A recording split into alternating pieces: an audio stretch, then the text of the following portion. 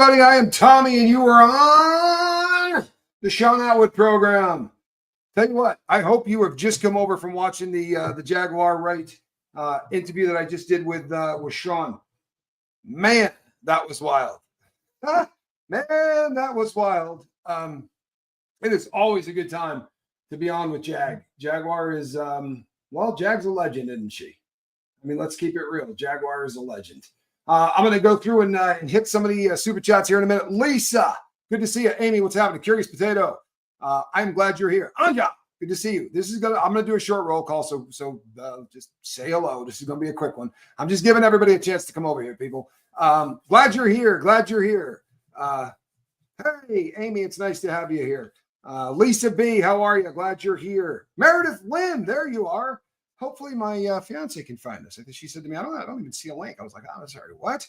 I am going to be bringing on a guest here in a little bit, people. So stick around because you're going to see some wild stuff. You're going to see an opportunity for me to start doing an interview with someone that has been in the MDC system inside the federal system. The exact same prison that Diddy is in, right? These MDCs are all over the United States. And these MDC platforms, Jacqueline, thank you so much. Thanks to Sean and everyone on the chat. A variety of subjects and guests have been truly helping with my life right now. I love that. Jacqueline, I love that. I really do. We're going to be we're talking about some stuff because there's a lot of BS that's going on right now in this case. If you're following the Diddyverse, and you wouldn't be here listening to me if you weren't following the Diddy case, we have an attorney that works for Diddy who has done an end around on the ability to break a gag order, right? What the judge didn't want was him out there trashing Cassie Ventura, right? Didn't want it out there doing the what used to happen 25 or 30 years ago before things like the R Shield Act, where you just trash the victim, make her sound a bit, slutty.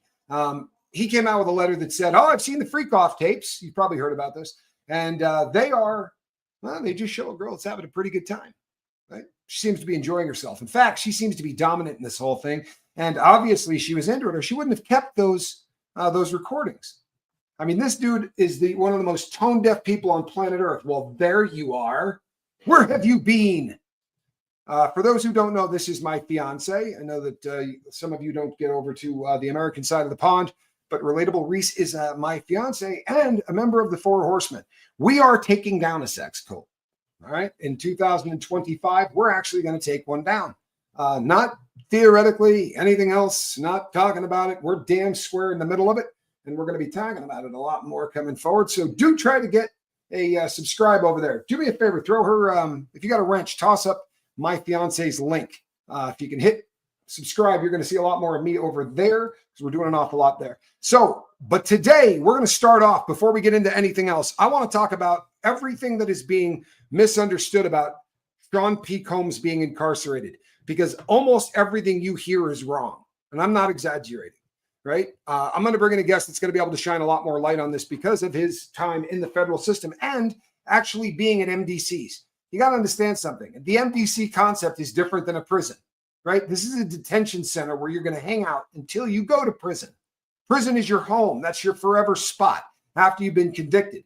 This is where you're just hanging out. You're kind of learning the ropes. You're going through all of this stuff, right? As far as her looking like she's enjoying herself, traffic people are told to look happy. What an utter yes. A lot of people are. Here's the thing. We saw what happens when Cassie Ventura doesn't do what she's told. I told the story the first time I went to prison. And I made a joke about banging the daughter of one of the police officers. I was doing it to look cool in front of the other inmates. I had my hands cuffed behind my back at the time.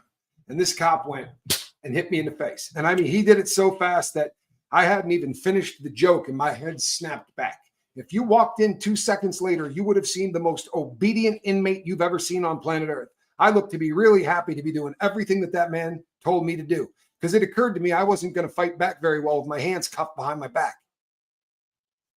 We saw what happens when Cassie Ventura didn't look happy. We saw when Cassie Ventura didn't want to play with his Smex games, right? Which, by the way, didn't just involve people. Allegedly, just in case they get really, really tired, he brings in a machine that is nothing more than a piston, with a sex aid on the end of it. I'm not joking. He brought in a machine to manually have intercourse with his girl when the professionals that he hired, who, by the way, when they say they bring in, SMEX workers, they bring in corn stars. They're not bringing in. What does that mean? What is a male worker? You think they're grabbing people off the street corner? He was hiring men from movies, guys that worked in the industry who were extremely well endowed. And I'm saying that because that is what he ordered her to get, not because it's salacious or anything else, but it points back to this. He kind of wants to see the girl punished kind of a thing. And Agnifilo is out here telling the world that, she's into it. And we're going to talk about all that. I promise that's what's coming up. But first, I really want to cut through the BS. It is horrible, right, babe? I mean, it's the kind of stuff that just makes you grit your teeth a little bit. Tony G says, Reese, I love that you speak your mind with no filter. Yeah, if you've never made it over to my soon-to-be wife's channel, she lacks a filter. One of my favorite things about her, though. All right, people, I am going to bring on a man. Let me tell you a little bit about him because he's a very interesting cat.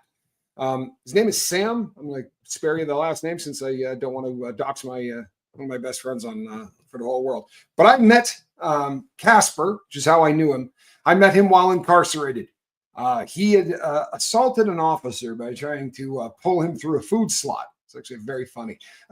And I had recently done the same thing, not through a food slot, but I slapped a cop that had, or punched a cop that had said some things about the person I was married to at the time. And it landed both of us in a segregated housing unit, the shoe, the hole, the bucket, for a really long period of time. So for 7 months, Casper and I shared a cell. It was quite small, and you really get to know a person. But let me bring him in real quick. And you got to do the real quick and say real quick because you're giving him a chance to hit that vape pipe one more time because he's vaping, right? He's an ex-convict. He's vaping. Were you vaping? I am always vaping, and I'm trying to quit vaping. Nurses, I tattoo on a lot of nurses, and they're constantly telling me, quit vaping, you're killing yourself. Yeah, no, there's something to that. Hey, I appreciate you coming over to the Atwood program. I wanted to fire this thing up and start off with just a couple of things that are constantly being misrepresented, right? One of which, and I'm not messed up, the largest people covering the Diddy trial, you know who they are, right? It's the biggest network out there covering the Diddy trial on YouTube, is forever saying, now that he is in general population, is Sean Combs in general population, Casper? No, not really. No, not at all. He's got a unit, right? He's got a unit, and that's about it. Yeah, they have those like those PC units, for high profile, inmates, and so they put weirdos up there too, kitty touchers, and people who've checked in. Sometimes they'll slide them in. Yeah. People that they know 100%. In fact, what would the fellas say? The fellas would say, these guys ain't going to bust a grape at a food fight. No, not even. Right? Softer than hospital cotton. That's right.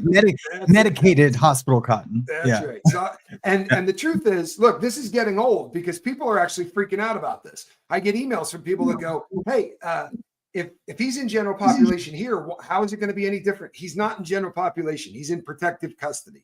And not only is he in protective custody, but he's in the protective custody of protective custody. These are for super high profile inmates where there's no chance whatsoever that any of them are going to attack him because they have to, right? They have to protect this guy. Now you were at CTAC. That is a detention center, correct? Yep. I was at CTAC. I've been to LA Metropolitan, MDC. So you've been to Chicago. I've been through Chicago's. I've been through Atlanta. Yeah.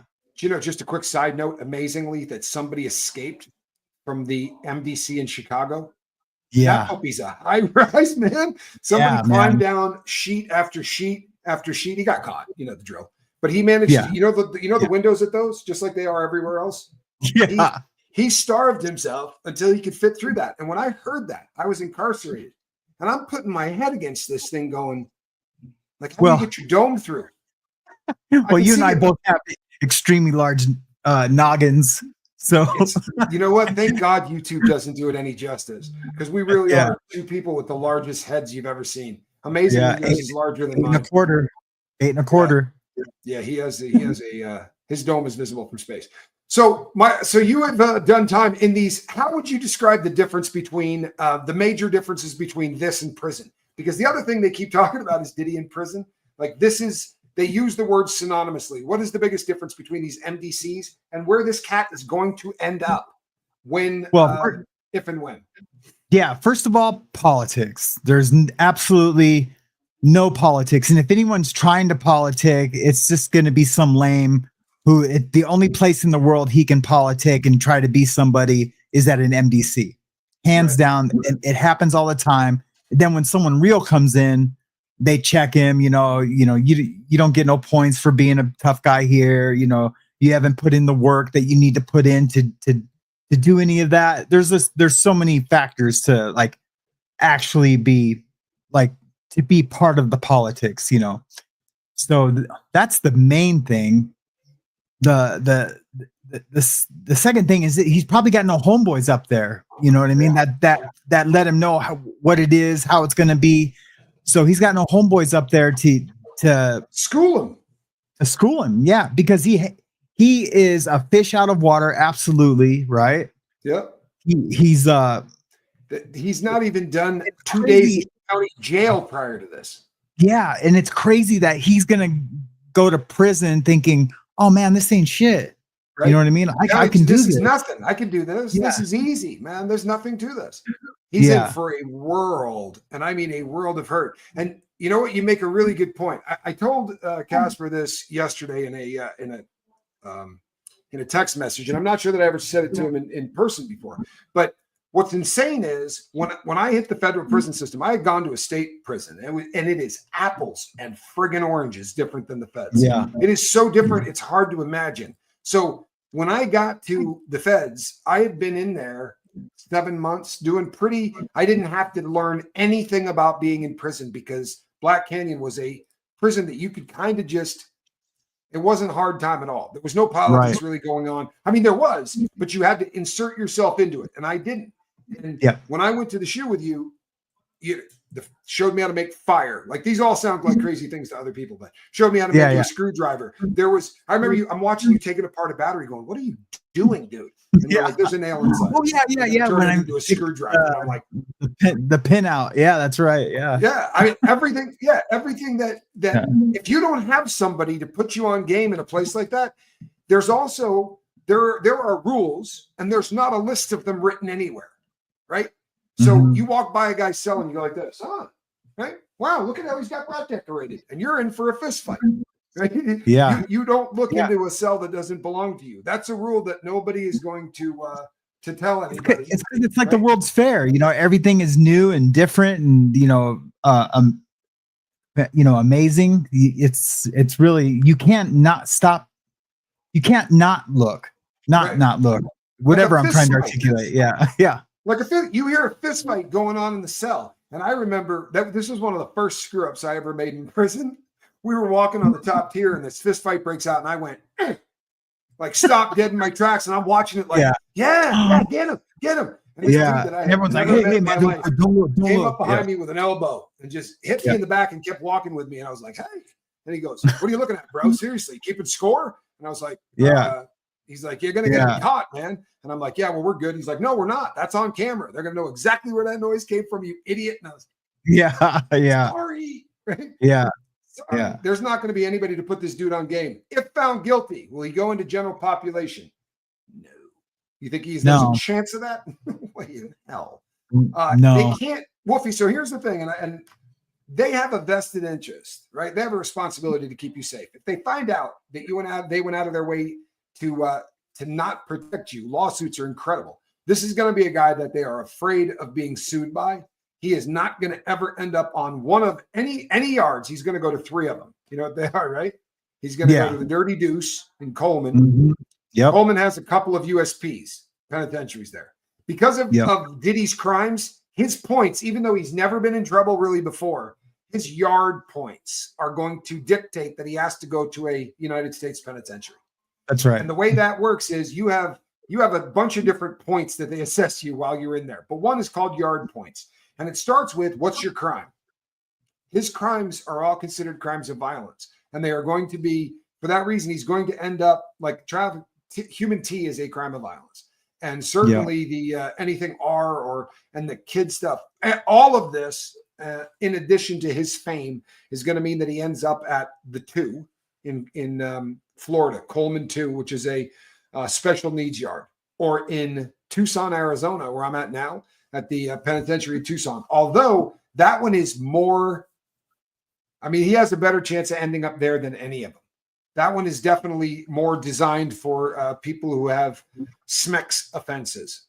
Yeah. I mean, I really want to say he would go to the Deuce, but now that I like play that tape forward, I think you're right. I think he will go to Tucson. Yeah, think of where that's where they started Larry Nassar.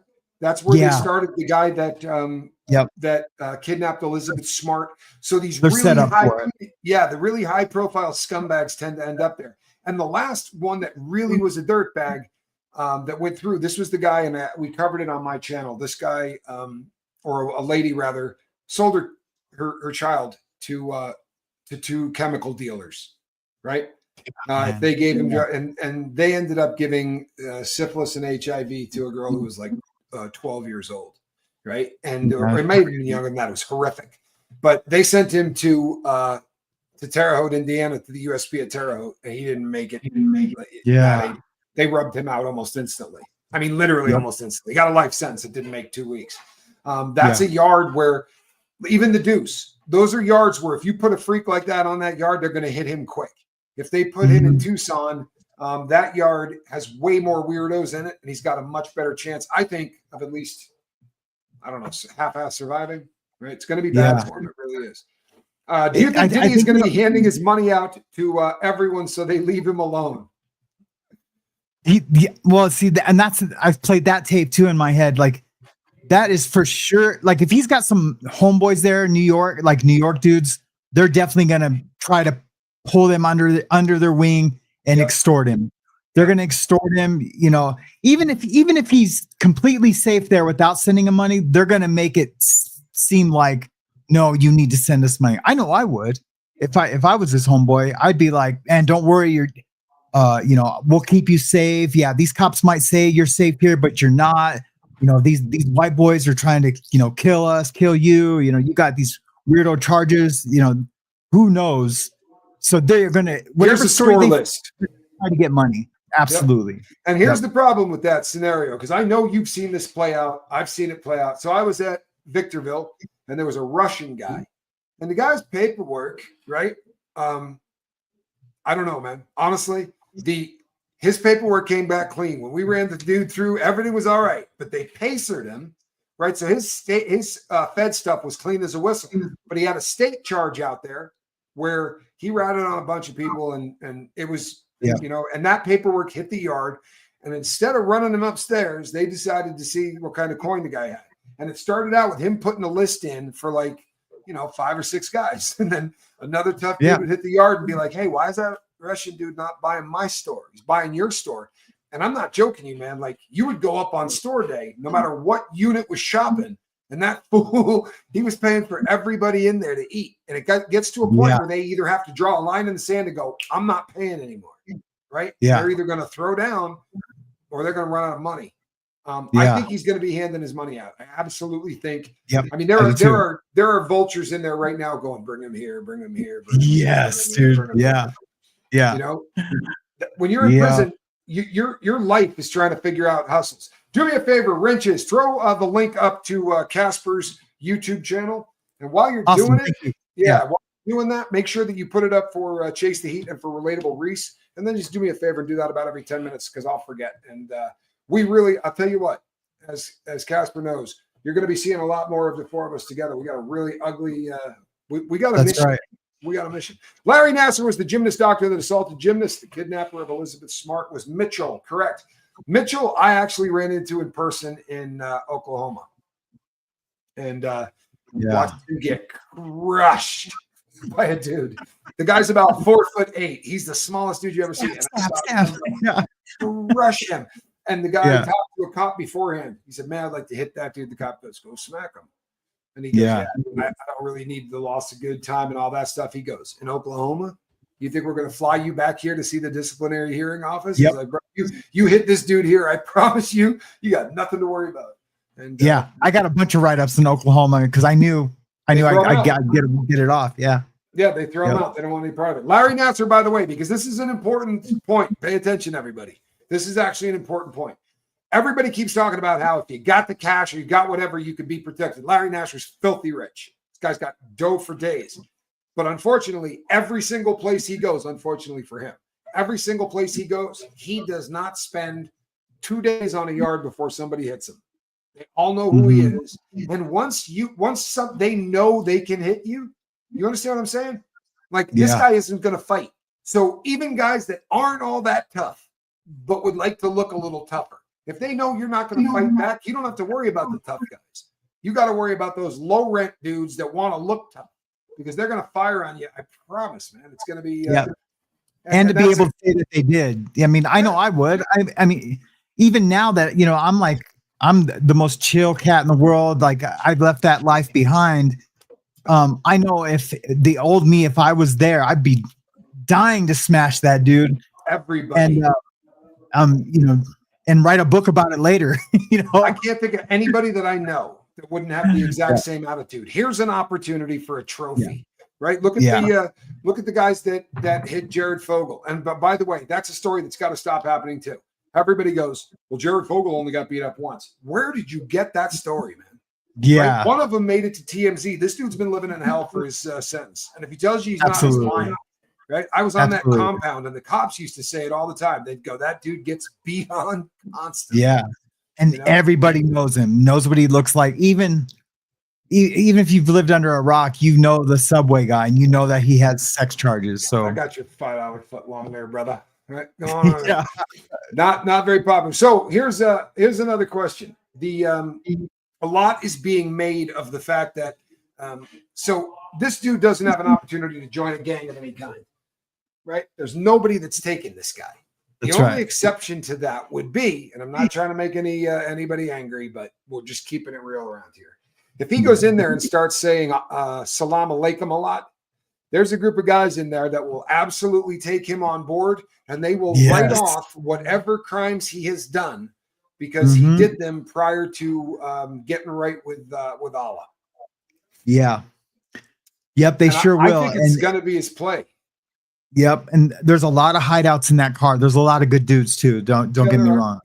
I know a lot of good cats there. I mean, they're I never met a white guy in that car that wasn't a low life.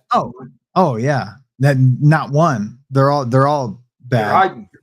But a lot of times those fools, this is kind of off topic, but they'll be come in my cell, so they can pay the ticket man and eat a pork sandwich, and what I mean. Yeah, exactly. Everyone, the real deal. I told the story a couple of times, but those real deal guys, my job was to go through the shoe, right? I was going and dropping stuff off. I worked in Terre Haute, and I would deliver stuff. And if we had anything extra, I would go, hey, you fellas want something? And I would throw, and I went to this black dude's cell and he's like, yeah, I ain't taking that. And I'm like, you want another ice cream, bro? And he's like, no, Blue Bunny. This is Cadillacing. I'm like, I got Blue Bunny ice cream. He's like, I'm not taking that. And I'm like, not an ice cream fan, huh? He goes, not a white guy fan. And I was like, all right, brother. Like, you know what I mean? You're the genuine article because no one's even looking. Right? There was no one looking. Honestly, I had some respect for the dude. Yep. Well, Curious Potato says a Muslim can't attack another Muslim. They also, inside the system, that if you're on a yard that's got 25 or 30 of them, and you become, but he would have to eat at their table, right? He'd have to find somebody to live with who was one of them. But I think it's his only play. Honestly, do this from a convict standpoint, right? And just for a little background, Casper's got some authority on all of this. Casper was a validated member of one of those prison organizations, right? One of those gangs. And in fact, two, I believe, at one time or another. And then got green. I was in one and then left and then got greenlit by his own gang. And this happens all the time. And it happens way more to the white boys than it does to any other. But they send you on a mission. You do the mission. And when the mission brings heat, they're not going to say, yeah, I ordered it. and then you get green lit. So you have a little bit more perspective on this. If you were Diddy, right? And you're sitting in there realizing, okay, I've just been found guilty because he's gonna be. I'm sorry. It's the feds, right? Yeah. What's your play? Oh man. I don't know, man. I don't know. I'm the coolest dude on earth thing ain't gonna fly in there. If he doesn't realize that you're not going in there. Yeah, I mean he's gonna. Yeah, he almost has to do that if he's gonna survive. But I don't even think he's gonna be hip enough, have enough snap to know to even do that. You know what I mean? Like he might not make it to the point. I got his homeboys pulling him in first before. Right. Anybody from the New York car. Yeah. Anybody from the New York car. And if there ain't somebody from the New York car, you know, depending on where this dude ends up. So Big Meech just got out, right? Big Meech just got out of prison. And sorry, I might not have understood the question either. So that I was kind of, but basically, there's no way to protect yourself if you're this dude. Other than, I mean, you could join the Muslim car. I think that's honestly, that's probably the only shot dude's got. Yeah. No other car would take him, even if they wanted to. You know, even if they wanted, like, hey, no, it's Diddy. Let's just take him. You know, he'll finance us. He'll do. But they'll get a lot of stigma, and a lot of the other organizations will go to their shaka and be like, "Hey, what's up, man? You know that fool's no good." You know what I mean? They would get so much grief from everyone else that no one's wants. That's too much. That's too much drama. That's too much drama, man. No matter what. Way too much. And now that I'm thinking about it, like, have to strategize. Yeah. Well, let me finish this thought real quick. Now that I'm really thinking about it, I don't even know if that Muslim car would. You know what I mean? It's a lot of grief, and I've seen them take some real dirt bags. So I don't know. I do know this. He's not going to have an easy time. He's not going to have an easy time. And Rain Marie has nailed this, right? Sounds like you got to constantly strategize in prison. You do. Or I mean, it changes a lot. If you're in there and your paperwork's good and you don't have any enemies, you got to watch your back, and you got to not be an idiot, and you got to stay out of the chemicals and the gambling and all the stuff that can kind of lead you into it. And especially getting high, getting loaded. That's getting drunk. You know, more people get written up because they got loaded and beat people up. You know, you got all that anger for so long, and now you start drinking alcohol. Gets in a lot of fights in prison.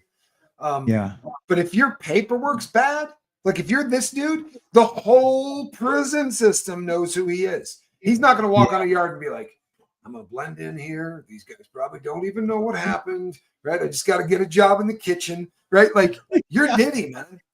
Right? Rolling forks, yeah, man. Here's an interesting way in.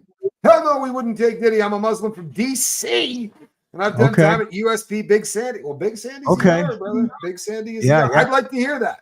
I really would. And the cats from DC, you know, those guys, they got a reputation for being down and dirty. So, true story. Yeah. For those people who don't understand, Washington DC cannot have a prison. So if somebody from DC breaks the law, they go to the feds. This is also the same in the United States of America with people who live on reservations, right? So they are their own nations within the U.S. So if you get caught on the Navajo Nation doing something wrong, or you get caught on the Stillaguamish tribe from the Pacific Northwest, our friend Larry, Stillaguamish guys. If you do anything on the reservation, you're going to go to federal prison. So it's a bit of a confusing thing, especially with the DC cats. And I was never on a yard without you guys, man. I literally have never been on a yard that you guys were not on. Yeah. And you were thick in Lewisburg. God almighty. Almost everybody in Lewisburg was from DC. Yeah. Hey, Luke, man, it's good to see you're out and doing good too, brother. Amen. Right. I was thinking. I'm assuming you're doing good. Your avatar looked like you were healthy and doing good. And Big Sandy ain't no joke either. You survived. At least when I was in there. No, he survived. I mean, the Thunderdome, whatever you want to call Big Sandy, it's one of the nasties. It absolutely is. Tommy, this has gone crazy. I like your buddy here, Sam. He's a good cat. And I'll tell you something. This is, yeah, see that? DC State Prison was Lorton, closed in 2000. Yeah, Lorton. Yep. The I just seen a documentary on it. I've said this before, and it's crazy because I even made reference to this long before Casper found my channel and popped into the chat, and that's how we reconnected. But I had said on the channel, I mean, a dozen times where I said, there's only 2 guys from prison that I would talk to on the street. I wouldn't talk to anybody else I did time with. I'm just keeping it real. And there's 2 others, but they're still in. But people that were just such solid dudes that I would talk to, and Casper happened to be one of them. So when he came into the chat, it was a pretty cool thing. We had an opportunity. This is something that right out of Pulp Fiction, but when 2 guys get locked into a small cell, honestly, there's just a whole lot that you either ignore the person that you're in there with to a science. Like you read, you work out, you have 9 words a day, you try to eat not looking at him because he does it, there's a lot that can drive you nuts. But if you get a guy you click with, we were in the worst, the nastiest of all shoes I've ever been to. It was cockroach hell, man. Deep in cockroaches. It was, the worst cockroach. And that was some of the easiest time I ever did because of you, Casper. Like it really was. That was some soft time. It was an ugly place to be. The lights never went off. Salute to all the men. My profile is my uncle in USP Lee. Whoa, Lee ain't no joke either. He's finishing up 31 years straight, bro. Next month? Are you kidding me? God, God, good man. Job. Yeah. How many stories? Boy, if he ever wants to talk, send him over to the lifeboat. I would love to talk to him, man. Yeah, but I'm telling you, that last month is vicious, man. That last month is vicious. You either have bros that'll just protect you and just like keep you out of trouble. Some cars let their guys go up top for that last 30 days. It just depends. How he did his time. No, it's a freight. But you could have enemies there that are just thinking, man, he's leaving. I've waited too long. I'm going to get him on his way out. Yeah. Yep. In fact, in the old days, I talked to old timers, right? And they would say, everybody used to check in for the last 2 months. And it wasn't considered, you weren't checking in. You would just say to the fellas, I'm done. I'm going to the shoe. I'm right out because you don't want anybody screwing up your walking out the door thing. And you're in your head. And you're in your head so much, man. You're so in your head those last days. You're just not, you don't have that same, I got Christmases to do. I got 5 Christmases to do. That's how I counted my time. You're thinking I'm getting out next month or in a couple of months, and your head is like, what am I going to do? What am I going to wear? Who am I going to get a hold? You're just that's really some of the hardest time that people do. It's such a mind bender. You start counting days. Oh my God, man, it's tough. Thank God, baby. I love you. I really appreciate that, man. Thanks, Free C. Yeah. It's pretty nasty all the way around. I wanted to ask you because a lot of people, you're not just a convict, right? A lot of guys that do time, there's a lot of different ways you can do it. And if you do 2 rips in the feds, if you do 3 rips in the feds, eventually you're going to find your way to the law library. If you have anything on the ball, you're probably going to start writing you're going to do a lot of paralegal stuff. You're going to do a lot of stuff. I know you looked at what Agnifilo wrote yesterday. So instead of just getting rid of you, I'd like to talk to you about this because I found this to be one of the most unbelievable documents. So anybody that wasn't paying attention, there you go. Look at that. Yeah. For anyone that wasn't paying attention, Mark Agnifilo, who's the attorney for the diddler, filed a letter. He didn't file a motion. He filed a letter. And the purpose of this letter, depending on who you listen to, Agnifilo will say that he thinks this should be thrown out. Right. And the reason it should be thrown out is because this is consensual. This had nothing to do whatsoever with any kind of force, any kind of coercion. And pay attention, right? Force, coercion, tricking someone, enticing someone, recruiting somebody, right? This is massive because we get this misconception of what it means to human tea somebody. But if you're recruiting a girl to come to a party, right, and you're going to sell that person, right? That's human tea. It's not prostitution. Once you start enticing somebody to go across, right, or recruiting people. But that letter that was written was his way of getting around. Tell me if you think I'm wrong. but there's a gag order. He's not supposed to be able to do what he just did. He gave an opinion to the entire world about Cassie Ventura being real into that. And he watched all the videos. And damn it, she's in control and she looks happy and she's sober. She's not on anything. Like, I don't know how you can say that from a video. Right? She's the dominant one. Yeah. She's the dominant one. Disturbed by this thing or what? Were you shocked? I was shocked, man. I was totally shocked. First of all, you're right. It was a kind of a little sleazeball way to kind of put his little out in the world, his little, I don't know, theory or his, like trying to. I think they're playing with fire. Yeah. I really do. Subramanian is not, he ain't no punk. Yeah. And for real, this could be traumatic to Cassie. Do you know what I mean? Like, this could be like, do you know what I'm saying? This can this is absolutely harm her mentally. Yeah. It also harms her reputation instantly. And the guy has absolutely no authority or no skill. Look, I talk about chemicals and substances and people getting sober for a living. Right? It's what I do. I've been doing this for a long time. And it's not an easy thing to look at. If you get somebody who looks right into the camera and talks for 10 or 15 minutes, I'll tell you whether or not he's wasted. I promise you. But watching two people in the act of coitus is probably a little bit more difficult to find out whether or not, and even if she looks wildly into it, this is obviously one of those things. This is one of those situations that the beatdowns and the fact that this woman's career goes up in flames the first time she tells this guy no. Yeah, the threat of losing her career, her entire life, man. That's abuse. That's everything. It's like I almost like I agree with you. That's ST all day long. All day. And the funniest thing is, if we can get a mod to keep throwing those up there because people are asking for the links and I don't know how to do it. I'm not very bright. I think Subramania is going to end up admonishing Agnifilo on this. This is so the last time they went in and tried to BS this guy, Subramanian, this was when they went into MDC Brooklyn and they photographed all of the stuff that Diddy had been writing about. Allegedly, these documents talked about escape.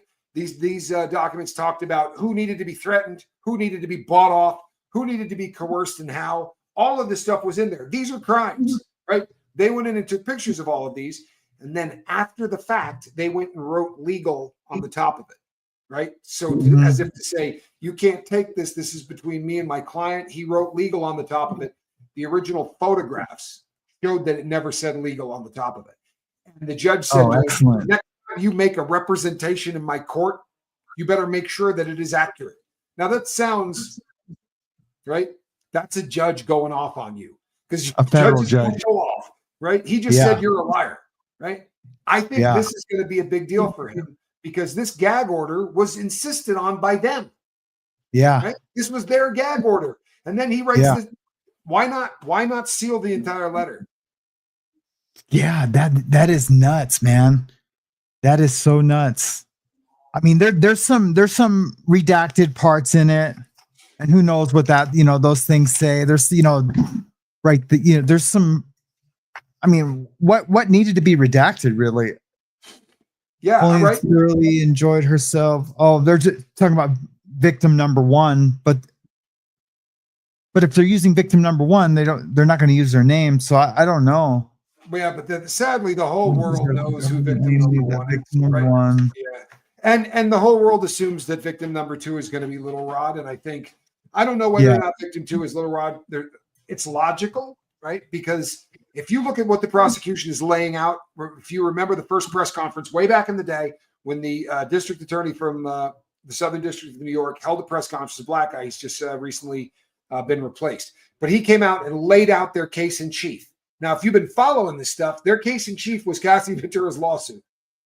No two ways about it. The Cassie Ventura lawsuit is their case in chief. And that's not a shocker because Cassie had receipts. She had video, she had audio, she had all of this stuff that she could dump off on them. And Little Rod did the same thing. And we know this big time because Little Rod's lawsuit was filed and immediately unfiled. Immediately. right? Yeah. And then about 2 weeks later, it was refiled. And when it was refiled the second time, they had put it together in a completely different format, one that looked remarkably like Cassie's. And instead of looking like a lawsuit, it looked like a prosecution. Like, here's my case and here's the evidence. What about Beebs? Yeah. Interestingly enough, Beebs just unfollowed his best man from his wedding, one of his security guards for a couple of years, a woman that worked with him on several projects. He fired his manager. A lot went on. He also unfollowed Usher. Right? All of these things. And when you unfollow somebody in these days, it may seem silly and kind of insignificant. It's massively significant within that world. It's your way of saying, I'm done with this person. Yeah. Right? Yep. And weirdly, though, Usher unfollows the diddler. Unfollows Usher, but doesn't unfollow Diddy. I asked Jaguar Wright about this in the last video, and I don't know. My opinion on this is different. As much as we think that the diddler is a dirtbag, and make no mistake, he's a dirtbag, maybe he didn't personally assault the kid. I'd like to believe that nobody did, but I don't think that's the case. He's been through far too much trauma. But maybe Diddy never personally did this, right? Maybe it's something that Usher did, right? But there's got to be a reason that you would get rid of Usher, right? The name is so stupid now. Yeah, he's an Usher. Let me bring you to your seat. He hit you in the seat. Sorry. I'm sorry. That's low hanging fruit. I apologize. February the 1st, the Enterprise letter drops. Casper, I can't wait. Right? I mean, is this like Christmas? It's bright yellow on my calendar. I got a reminder. My Pacer account is being left open. Yeah. Right? I can't wait. A big maybe. I'm willing to tell you this, that I think that this is absolutely now. I do this every time because it's important, because every time we got kind of a new audience, but you got to hang with me on this one, right? That 48 hours with with Diddy video is the only thing we don't have to worry about. Put a 2 in the chat if you've seen the video she's talking about. This is where he says he and his friend are down here, and I can't tell you what we're going to do, but he's going to be spending 48 hours with Diddy. And it's every 15-year-old kid's dream. We're going to go buck wild, right? This was a publicity shoot. They brought the kid over there. He was not wildly uncomfortable because Diddy was really going off about how, hey, you don't hang out with me anymore. That script they put together. If you see the whole film, they planned this. So when he says, how come you don't call me anymore? The joke was I'm going to give you my number, 55555, right? Because there's no 555 numbers. We all know that. Right? Yeah. Well, there used to be. He's a terrible actor. Yeah. That's what it comes down to. He's a terrible actor. And normally when we see the kid on stage, he's polished and he's everything else because he's been trained like anything else. They grab these kids when they're 14 and they work them 16 hours a day. That kid can sing, that kid can dance. He's not much of an actor. You can disagree all you want. Watch the video of it, right? Watch the video of it. You can see them sit around. And if you chase down the facts on it, he didn't stay at that place. They went by and stopped, but they didn't even stay with him. So it sounds good. It's like the video of Justin Bieber performing oral on a guy. That didn't happen either. If you watch that shot from the side, there is this much room between those two people. But when you see them this way, they are lined up and it looks really bad. He's bent down. He's right here. Turn it sideways. And if that dude does not have if he's not endowed like a stallion, there's no chance that was happening. And when you watch the video, right, shot from the side, the guy shooting jiggers, right, watching to see what's happening, was organizing a picture. So that when you see the guy come up, he was tapping Bieber and saying, hey, there's the camera. Everybody turns. I have watched it. You can go and watch it. It's not hard to chase down. Yeah. Right? You can chase it down. It's kind of disturbing, though, that there are people out there with this kind of technology and this kind of skill who want to mislead us. Yeah. Right? Yeah. They're trashing Bieber. And this has been a black op campaign on Bieber for a long time. And we can see what it did to his career. Right? Yeah. And he looks pretty ragged right now. And it's not because he's guilty or feels guilt or shame. I think it's just because he knows what everyone's thinking and what people are trying to manipulate the story to be. I've never been a Bieber fan, but I am now. You know what I mean? Right? I said the I same thing want the him to other be day. okay. Yeah, I want him to be okay. Yep. This is It's another crazy. one that everybody bums out about, but we'll answer this one real quick. So Ava Marie Baroni Combs, her last name was never Combs. This was also a publicity stunt. And it looked as if you don't know what she's talking about, we saw a video, and the video is years old now. It's a really old video where Sean Combs says, I adopted a white girl. I just adopted a little white girl. And he's kind of bagging on all of the people that adopt little black kids. And he's saying, look, I adopted a little white kid. This was not some rando kid that he found on the street or any such thing. This is a very wealthy family that lived in the same neighborhood that he did. And this girl played with his daughters. You can go and find photos of her now. She is a much more of a young lady than she is a little girl. She's astoundingly attractive. She looks like a model. But she is okay. She is alive. She wants to distance herself as far away from Combs as possible.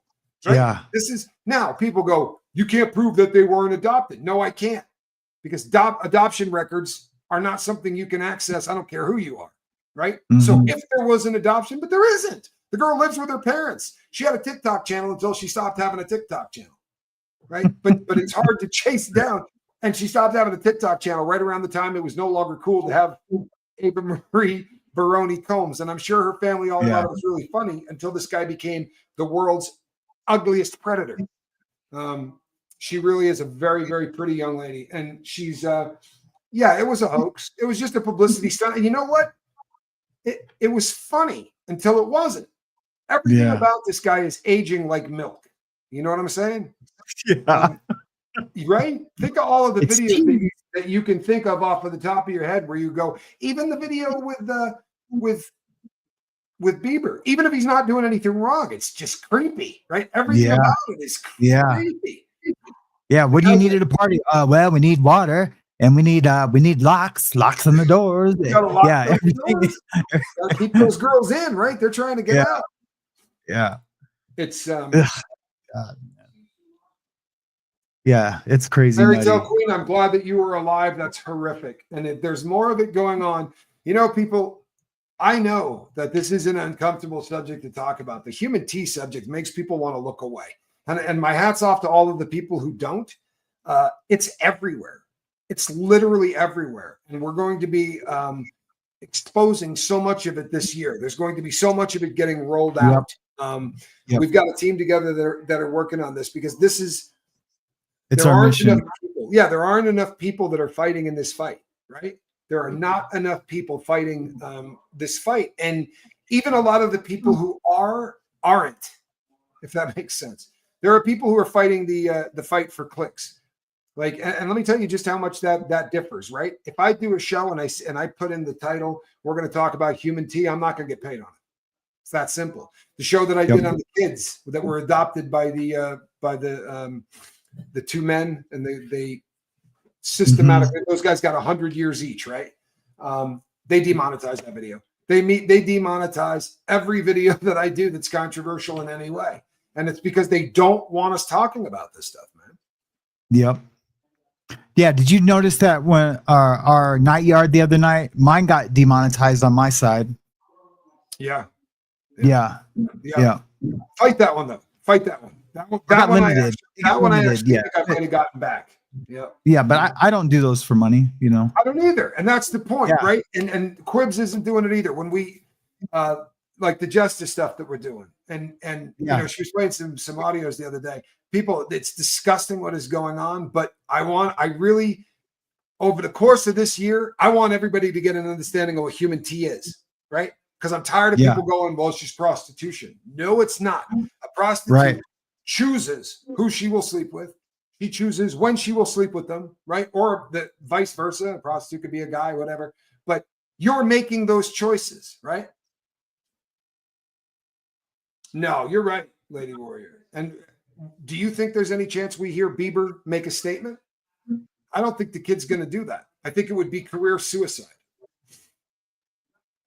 Yeah, sadly, I really do. I think it would be career suicide. We live in a world where this guy's getting mocked every day. He's getting mocked by people that aren't even trying to mock him. right? Because there are so many people talking about things that as if they're facts that just aren't. And sometimes it's really hard to not believe your eyes and to go do the homework and chase the stuff down. But, and then, you know, I don't do it with everything. I admit I don't. Sometimes we put more effort in than not. And the reason that I did with this one is this kid was what? He was 13, 14, 15 when this started. I don't want to make this kid's life any worse than it is, right? I really, really don't want to be a part of the machine out there that makes this guy's life any worse. And I feel like there's a lot going on with Bieber's life. You know? Yeah, I agree, brother. Yeah, they'll destroy his career one way or the other. He unfollowed all of these people, and he is announcing a big comeback in 2025. And I'm really hoping that this comeback has nothing to do with any of the lowlives that have been part of his life. But what does make me a little nervous is he hired a new manager, and the new manager managed Johnny Depp's career. Now, Johnny Depp's got a hell of a career. I kind of wanted to see the kid get away from anybody that had anything to do with Hollywood or any of that crap.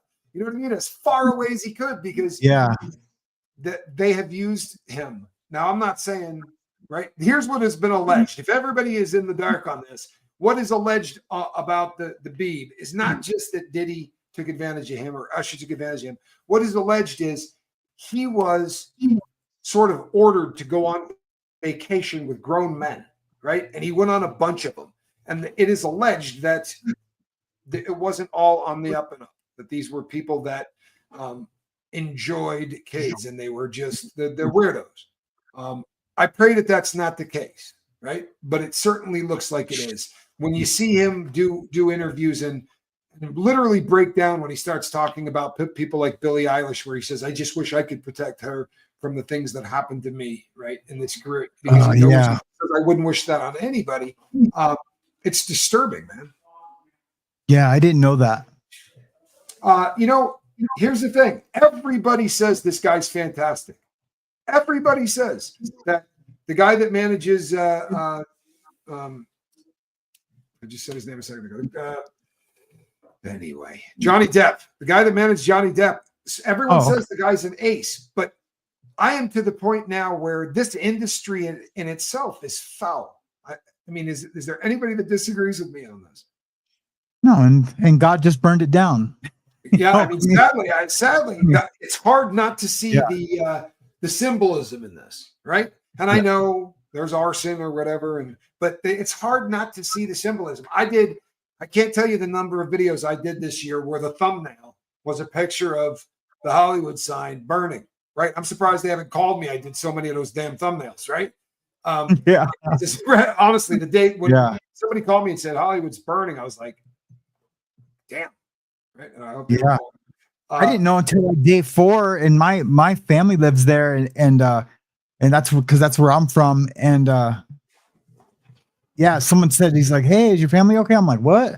I'm like, oh man, and they had evacuated because of the smoke. What do you think the odds are?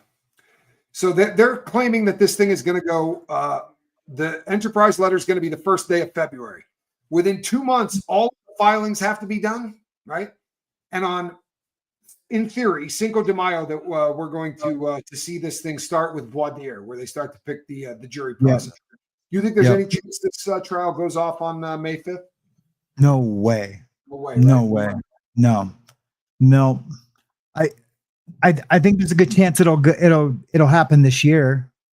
But I mean, even that, I still think that's 50-50. Yeah. If I think about like my federal case, and I know I'm not Diddy, but you know, mine was just so much smaller, and we did a lot of motions and fought a lot of things. It's it took 2 years, you know, from start to finish. And that's usually about the way it works. I mean, I'll give you a great example. So on the bank robberies were that was the time that I had the attorney that I was actually in a relationship with. And that process, I was pleading guilty, right? I was going to plead guilty to this thing. And from the day that I got arrested to the day that I left the county jail was 17 months. And I pled guilty So there wasn't any court, there wasn't any trial, there wasn't any of that. Right. Yeah. This is what I see happening. And you can tell me what you think. So the speedy trial is not something that the prosecution wants. The prosecution wants 5 years to go through all this stuff if they could, right? They don't want to miss anything. And it is in Diddy's best interest to get this into court as fast as possible because it is going to suck a lot of that out of the equation, and they're not going to be able to build as good a case. I think that if it starts getting too close and they're worried about it, they're going to pull out the superseding indictments. I think that they're already there. I think they're ready to go, and I don't know that they have to feel like. I mean, in theory, they could charge this dude, send him to prison, and charge him again. We've seen that crap happen a billion times, right? How many times we play poker with somebody and they come up and go, "You, hey, get to R&D." Yeah, got to go to R&D. And here's another thing too. I've kind of had this theory. I think they arrested him way sooner than they were planning on to. I think he was getting a little froggy. He was staying in New York, but I think they thought he was going to run. Yeah. So, yeah, it was right on the heels of the grand jury. When the grand jury was done, I think that they were worried. I think that this is a guy that had the potential to disappear or try to. I think they got to worry about that with Voldemort. But I don't believe that we're going to see this play out in May. I don't think that there's any real chance. The next big one is, do you think there's any chance this fool takes the stand? I think there's a good chance that he'll cooperate, but I guess he would have to take a deal to do that. So if he goes on trial, do I think he'll take the stand? Yes. I'm going to say yes. I think he would, man. I think he would. That he was such an egomaniac, right? Mm-hmm. The guy is such an egomaniac that I don't think he could sit in a courtroom and watch this progress and not take the stand. I think it would drive him absolutely insane. But, and he just saw Johnny Depp look so cool doing it. You know what I mean? Dude, Johnny killed it. Yeah, the difference is, Johnny killed it. Can you imagine what this would open him up to if he stood? I mean, any lawyer in the world will wrestle him to try to keep him from getting on the stand. But as far as cutting a deal, I believe wholeheartedly. I don't know whether you guys have ever been in this system, but the lawyer has to try to cut a deal. For real. Yeah. They have to say to you, the girl I was engaged to at the time, right? Sat me down and said, all right, let's go over. Here's what, they would like you to do this, this, and this. They're going to come at you and say everything. They got to put it on the table. I believe they're going to try to offer him some kind of a deal. I don't think there's anything they could give him that could get him to plead guilty. Right. Because I think the lowest deal they would give him, and that's if he cooperated, would be like minimum 20 years. And no one's going to sign for 20 years. I mean, not any sane person. No. I mean, unless you're truly guilty and not at his age. I really don't know how old he is, but 55. I know. Oh, he's my age. So I wouldn't sign for 20 years. Even if I was guilty, I just couldn't. No. And that's the thing. He would have to, with this guy's ego, right? This guy would have to go, okay, I'm just gonna have to go lay it down for 20 years and know that when I get out, I'm gonna be in my 70s, and at that point, I can start to try to be the coolest man on planet Earth again. Yeah, yeah. No, he's got to try to beat it. He's got to try to beat it. Yeah. He's not, now, and here's the thing. So we always see deals. We always see deals in movies, right? Where somebody goes in and they go, "Well, I can give you Smith," and they go, "Well, we'll let you walk if you give us Smith," right?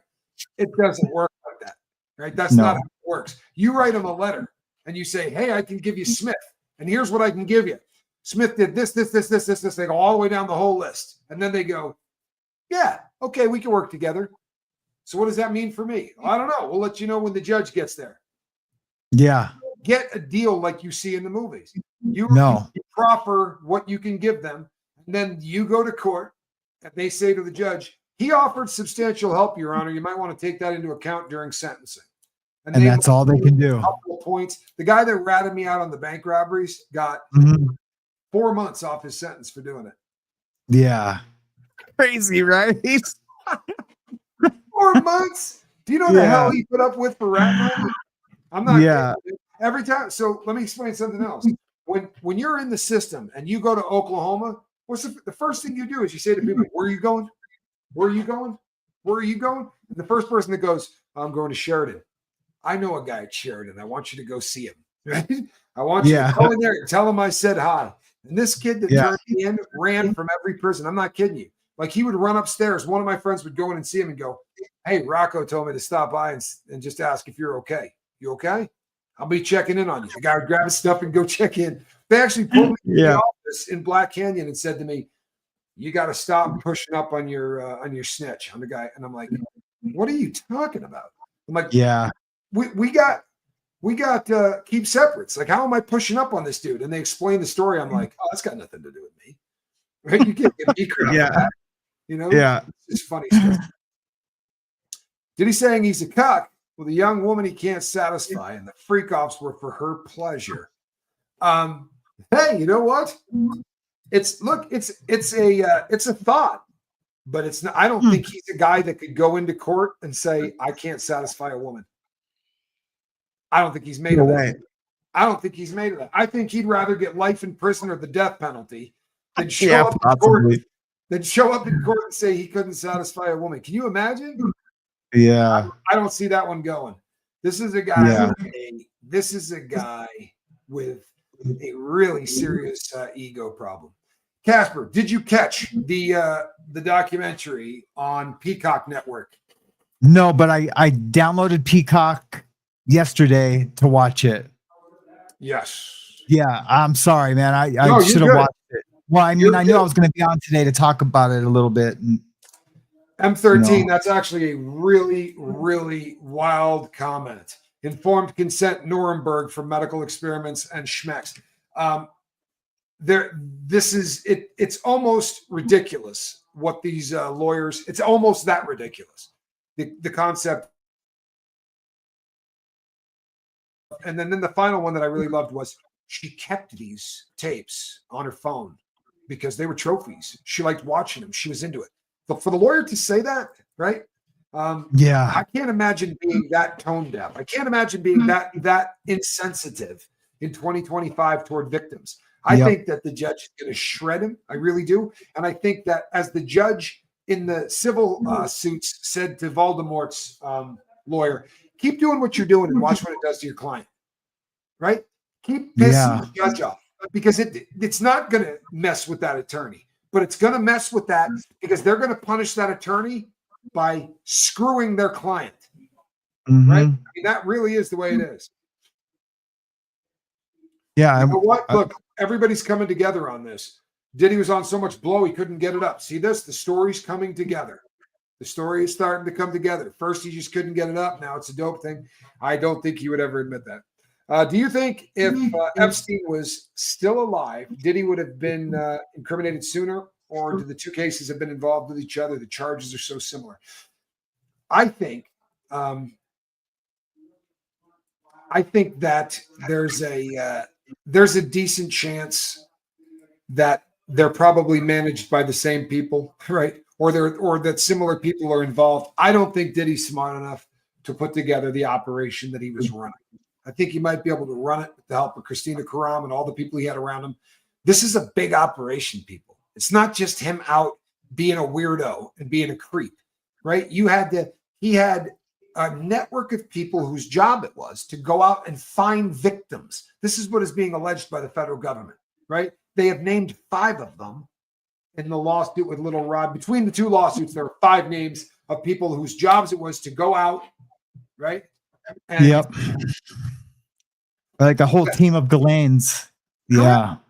And he literally had to have female handlers to smooth the ruffled feathers, right? Of all of these people that are being SA'd. You have to understand what the aftermath of this. For some of these individuals, the aftermath is literally too fuzzy to put back together.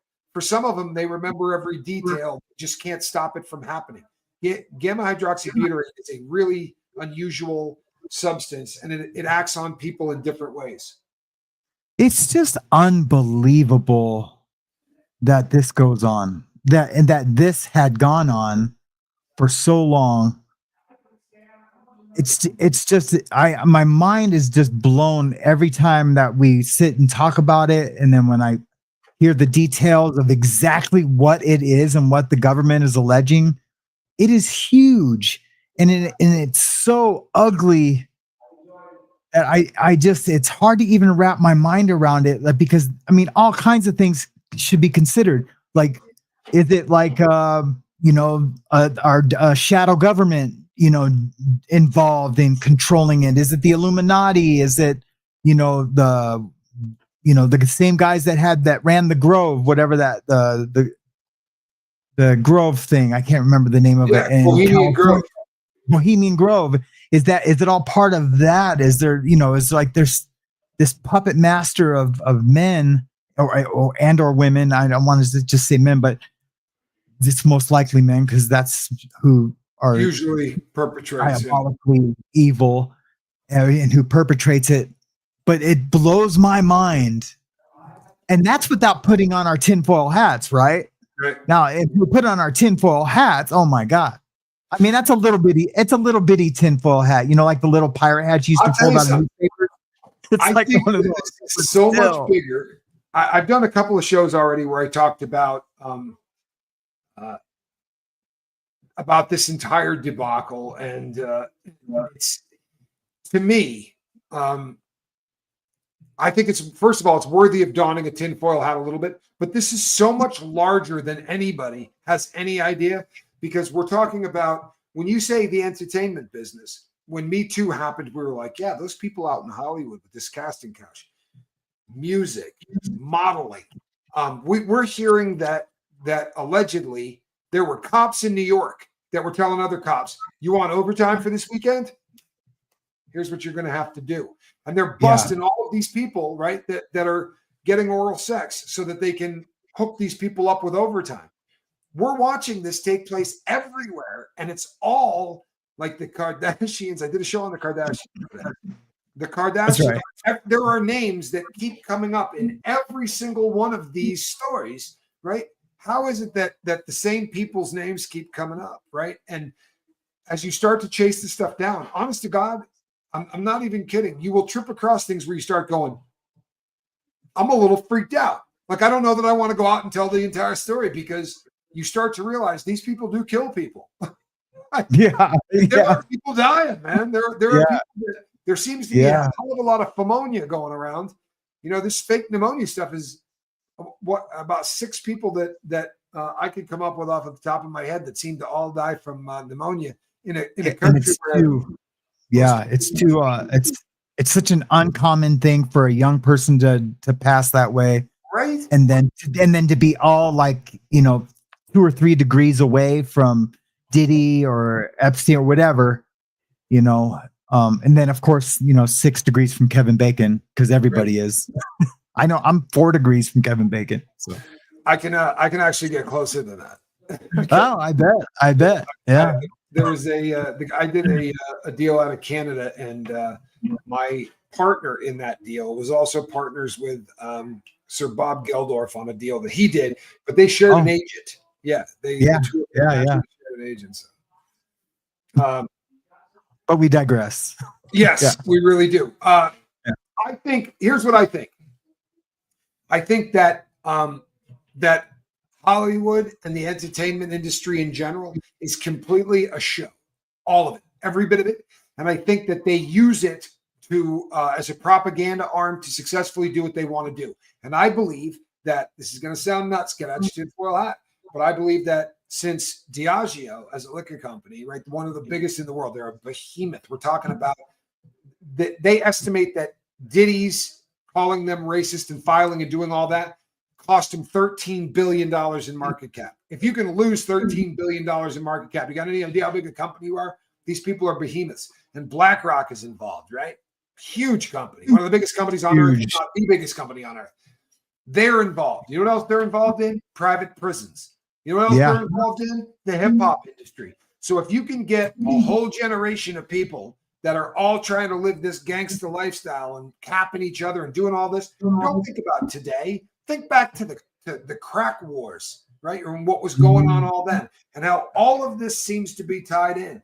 and they're packing private prisons with guys who are pounding Ciroc, listening to this music and trying to live that lifestyle. Everybody's strapped. Everybody, right?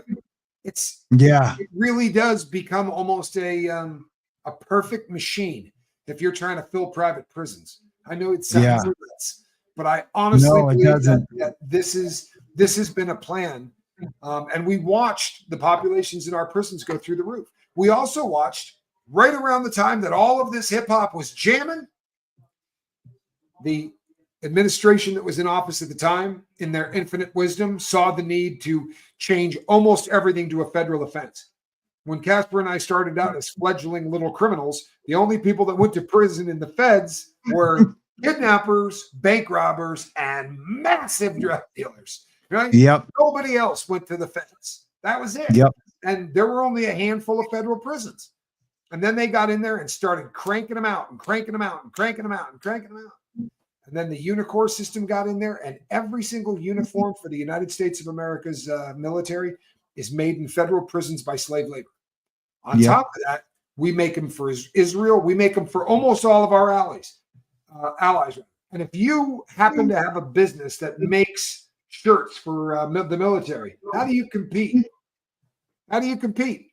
I was head of for the entire quality control. I was the head of all quality control, right? You know what I was making? I was too at Terre Haute. At Terre Haute? Yeah. What'd you make? About $105 a month? About $105 a month. Yeah. Yeah. Yep. I sure did. Yep. Working your butt off. Yeah. Well, you know, I mean, I had a little office with a little computer, and then I would go down and, you know, make sure the tags were in the towels and, you know, check anybody talks about a guy named Early? Oh yeah. Yeah. Yeah, I got stories for you about him. And the only reason I knew of him is, you know, all the patterns in Unicorn he drew, like he came up with all those patterns. Oh wow, that fool has been there forever. But he is an absolute pathological liar. I got out and looked him up and researched him, and everything he said was BS. I got fired because I was cooking wine in the dryers. I'm shocked. You were cooking wine? Yeah. I was putting, you know, where the dryers spin in that little back thing. I was heating up my batches in that. But anyway. Yeah.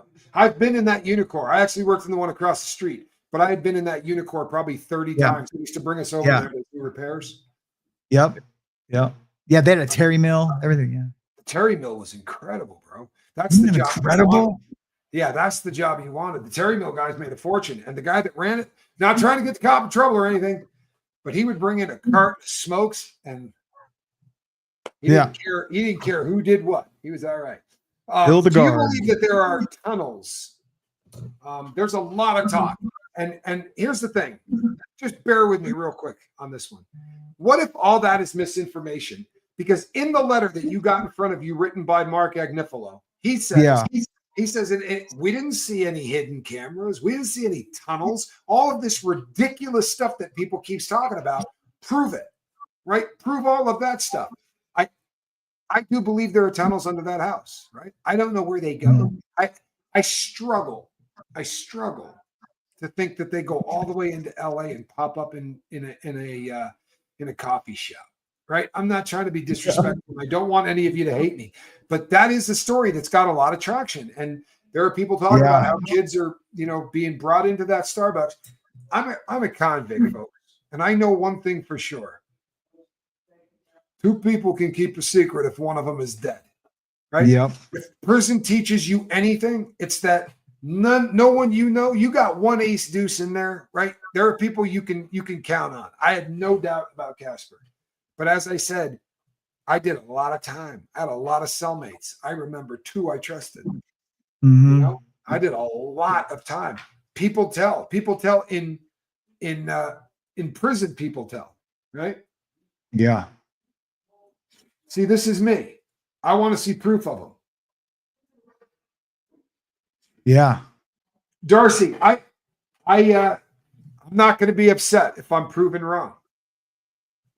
Allie Carter also said there is a Starbucks underground. This is where I start having an issue, and I'm not picking on her. I believe Allie Carter has been through hell and back, right? But I know enough to know that, Like I've done G a handful of times. I've done a lot of really heavy chemicals over the course of my time doing chemicals. And there are times that I have had my brain rewired. I have memories that I know didn't happen because I can prove they didn't happen, but I remember them. I could pass a polygraph test, but they've got a way of really cooking your brain, right? They really got a way of cooking your brain. So I struggle to believe that there's an underground Starbucks that's being run by people and that nobody's leaked that, because nobody keeps a secret. I don't care. Nobody keeps a secret. It's just not, you know what I mean? The number of people that would have to keep their mouth shut about that is impossible to me, just from being a criminal. You know? And what are they saying exactly? They're saying like there's actual Starbucks workers there, because there's no way there's an actual in the tunnel underground Starbucks to take care, you know, so that the people who are transporting kids in these tunnels through LA. Loose lips sink ships. But it's a difficult thing to keep people's lips shut, right? Yeah. And mobs found that out. Everybody's found that out, right? Since Valachi, nobody's kept their mouth shut. The Valachi papers. Prior to that, convicts actually kept their mouth shut. Since then, I don't know. Yeah, the Valachi papers. That's right. Now, I do know that there are tunnels underneath the Playboy Mansion. It's been documented, right? There's absolutely no doubt about it. And we also know through an interview that Hef did where he said he had tunnels that went from his house to, he had a wife or a girlfriend or whatever. He owned like 3 houses in that area, and there were tunnels that went there. That I believe, right?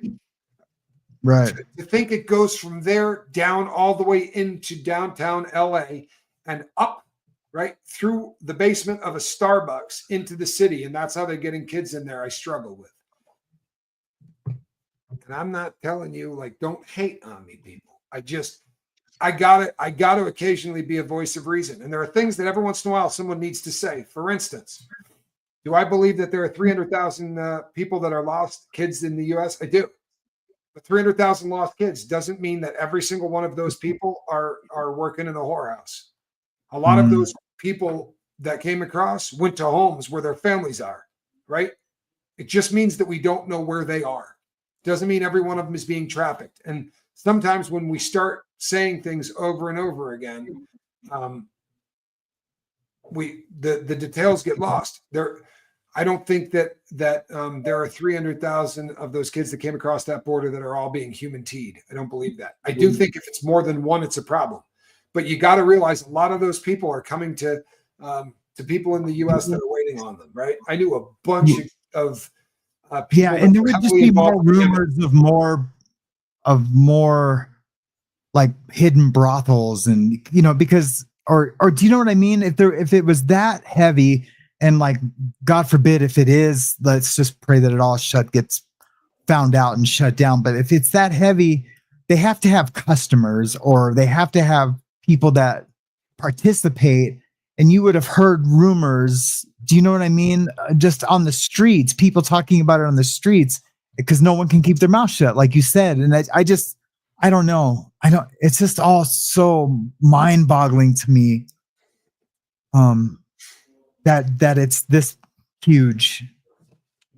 Katrina, I'm not looking at you personally. I promise I'm not.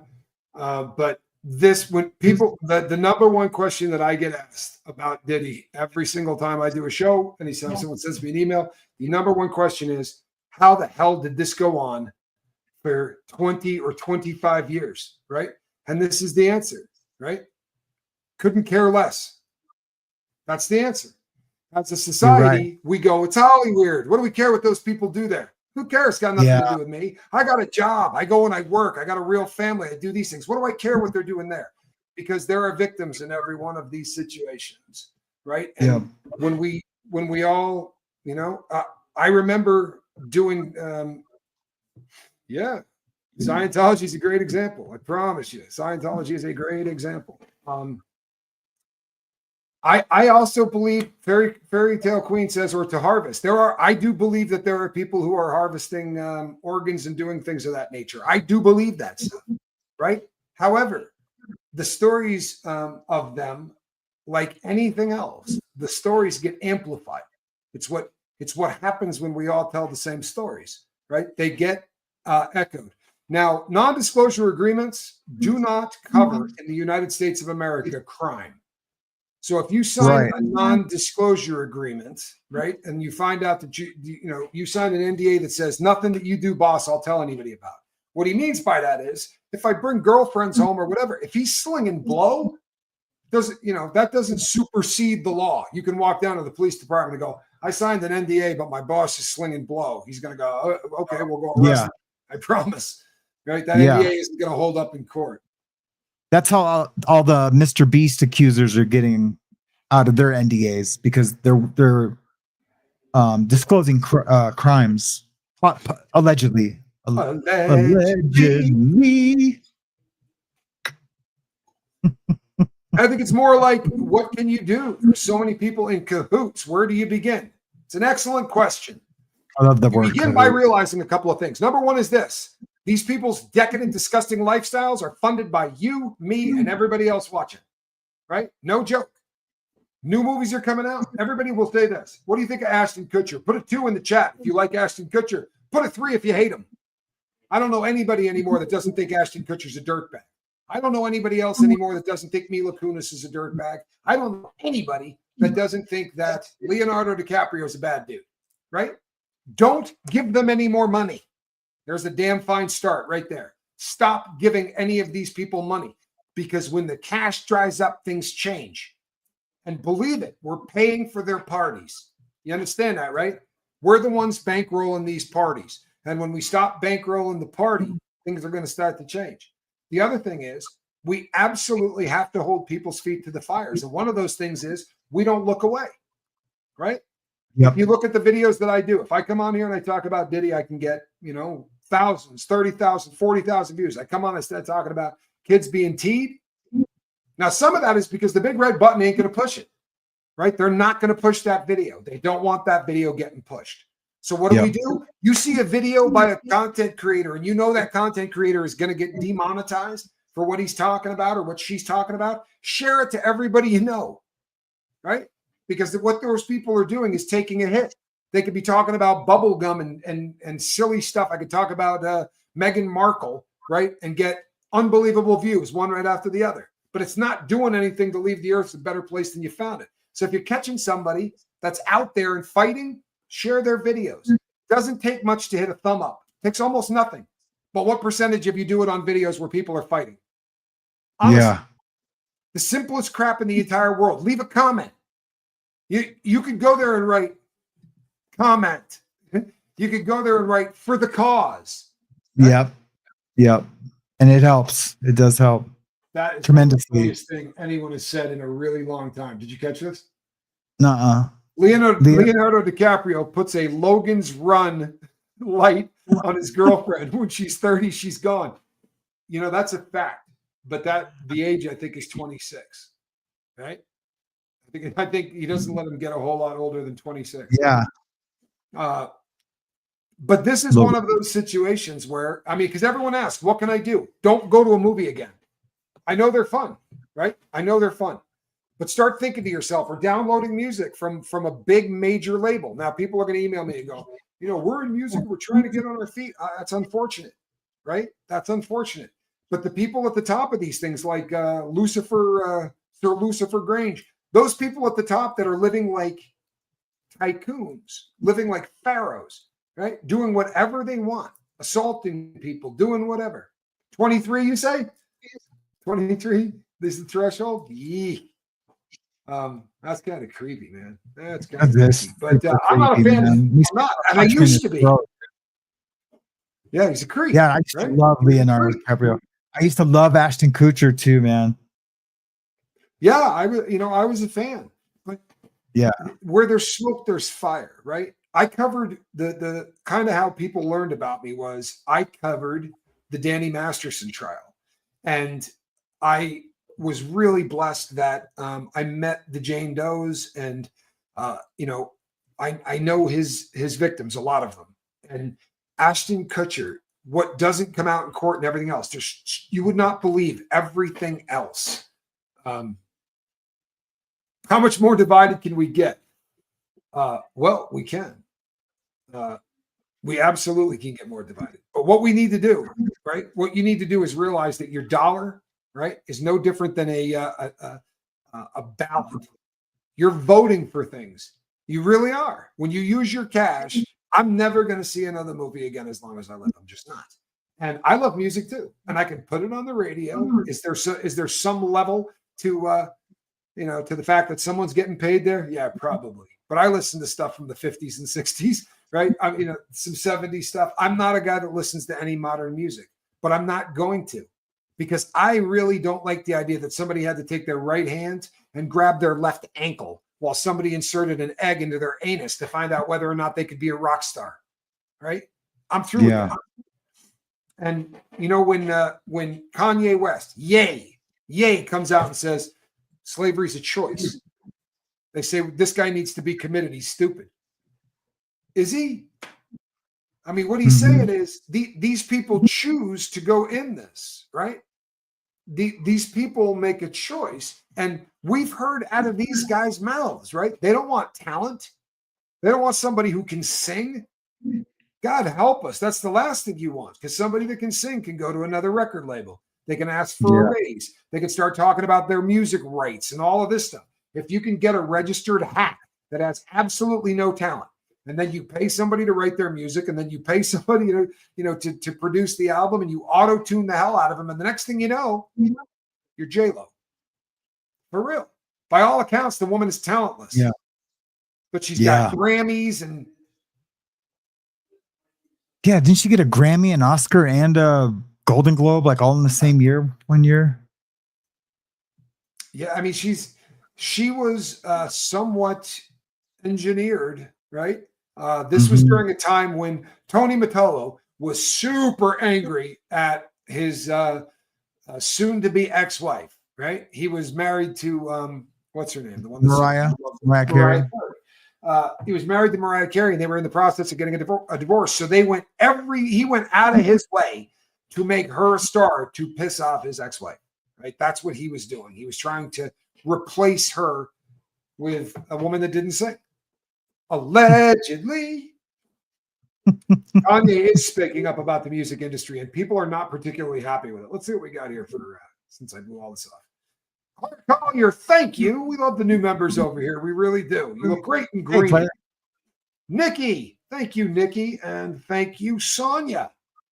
We've got Ruth. I love it when you people do this. I really do. The Sean Atwood program is on the forefront of this fight. Make no mistake. Michelle, thank you so much. Jackie, I appreciate you. And Unicorn, looking good in green. What is your prediction for 2025? You probably heard Jaguar in the last show that we did. Somebody said, who's the biggest name that's going to get arrested in 2025? And she said Sean Carter, right? Baltimore. Yeah. Do you agree? I do agree. Now, do I think he's the only one? Absolutely not. Yeah. And like I said, and I'm not a conspiratory thinker, really. Like, I'm just going by where the smoke is and how much smoke is there. But he's definitely going to be arrested, or go down.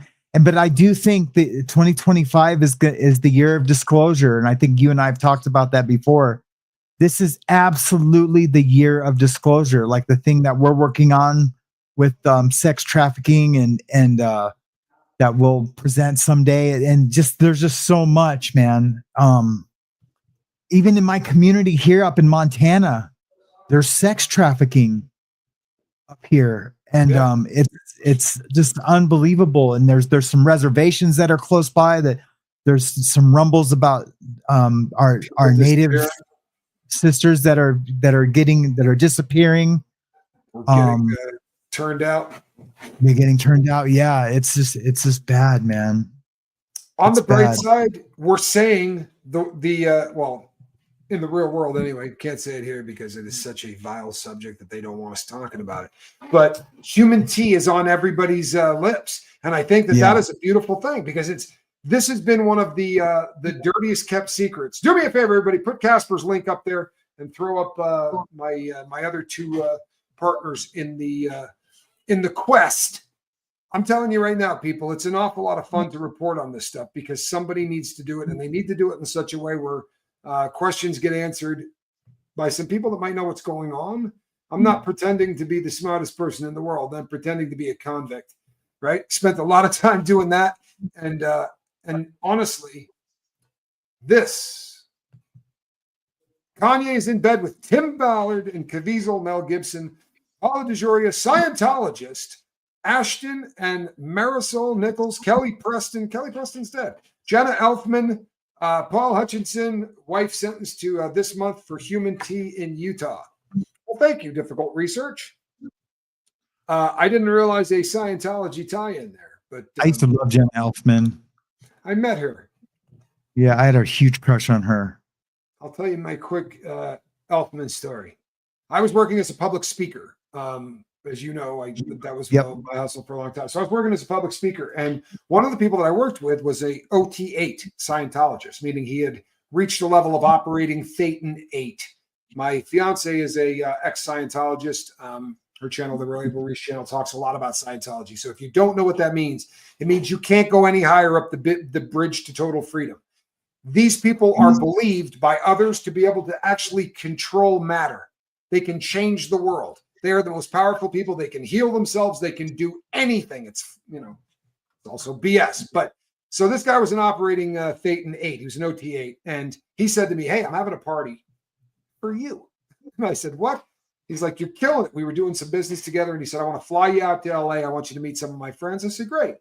I said, "Can I bring my wife?" He said, "Sure." So I got the woman I was married to at the time, and we flew out. And when we landed at Burbank, and there was somebody out there with a sign. They had a limo. I was like, "You got to be kidding, man. This is awesome." And when we went out to the limo, when we went out to the house, it was in Glendale, but I went out, I knocked on the door, and Tom Cruise opened the door. I swear to you. And he says to me, "Hey, Tommy," right? He says, "You and I are born on the same day." Right? First of all, the fact that he knew my name was creepy, but he goes, "You and I were born on the same day. What are the odds?" And I said, 1 in 365. Right? Yeah, that's right. Yeah, you laughed, right? I laughed. I thought that was funny. Yeah. He looked at me like this. Of course he did. I said, "Because it's once out of a year." Yeah. Okay, good talk. And the funny thing is, so to get into my friend's house, right, is a step up about this high that you have to step up to get into the house. And standing on that step, right, was Tom Cruise. And he's wearing cowboy boots that had about a 2-inch heel on the back of it. And I was 3.5, 4 inches taller than that fool. Yeah. I was way taller than that fool. Anyway, though, when I went inside, everybody in there was a Scientologist. Everybody, except me and my wife. And we're walking around and meeting people. And Kelly Preston was there. Her husband was there. Jenna Elfman was there. There's a bunch of Scientologists. And my wife came up and said, "Hey, we're the only people here drinking." And I said, "No, we're not." I'm like, "Everybody here's got a drink in their hand. What the hell are you talking about?" I'm like, "Literally everybody here has a drink in their hand." And she goes, "Yeah, but they're not drinking them." She's like, "Seriously, just watch them. No one's drinking." And I looked around and I was on my one actually consuming. Nobody was drinking. They all had a drink there, and there was an open bar. Travolta was there. Nobody was drinking, and I'm getting hammered. And as the party started to thin out, they brought me into a room, and the guy says, "I want to show you something." I said, "All right." I sit down and I hold on to these cans for the Inmate. Yeah. And he pinches me, and I went, "Ah!" And the meter jumps up, and he goes, "Now I want you to think about the most painful memory that you can think of." And I started to think about, whatever. It was probably I lost a bag of dope or something. I don't remember what I was thinking. Something painful. And the meter jumped. And I was like, "Well, that's kind of cool. Bit of a parlor trick. Like it's, what is this thing? It's like a Temu lie detector or something." And but he pitches me on going around the country to talk about Scientology. We're going to try to put people in rooms and do it kind of like we did with public speaking. And he said, "And the best thing is these packages can go up to $500,000. By law, with what we did, you couldn't sell more than $500 from the front of the room." And he's telling me, I said, "I could put together a $500,000 package." I'm like, "What is the commission on a $500,000 package?" Right? Like, what does that mean? And he said, "Anywhere from 10 to 15. right?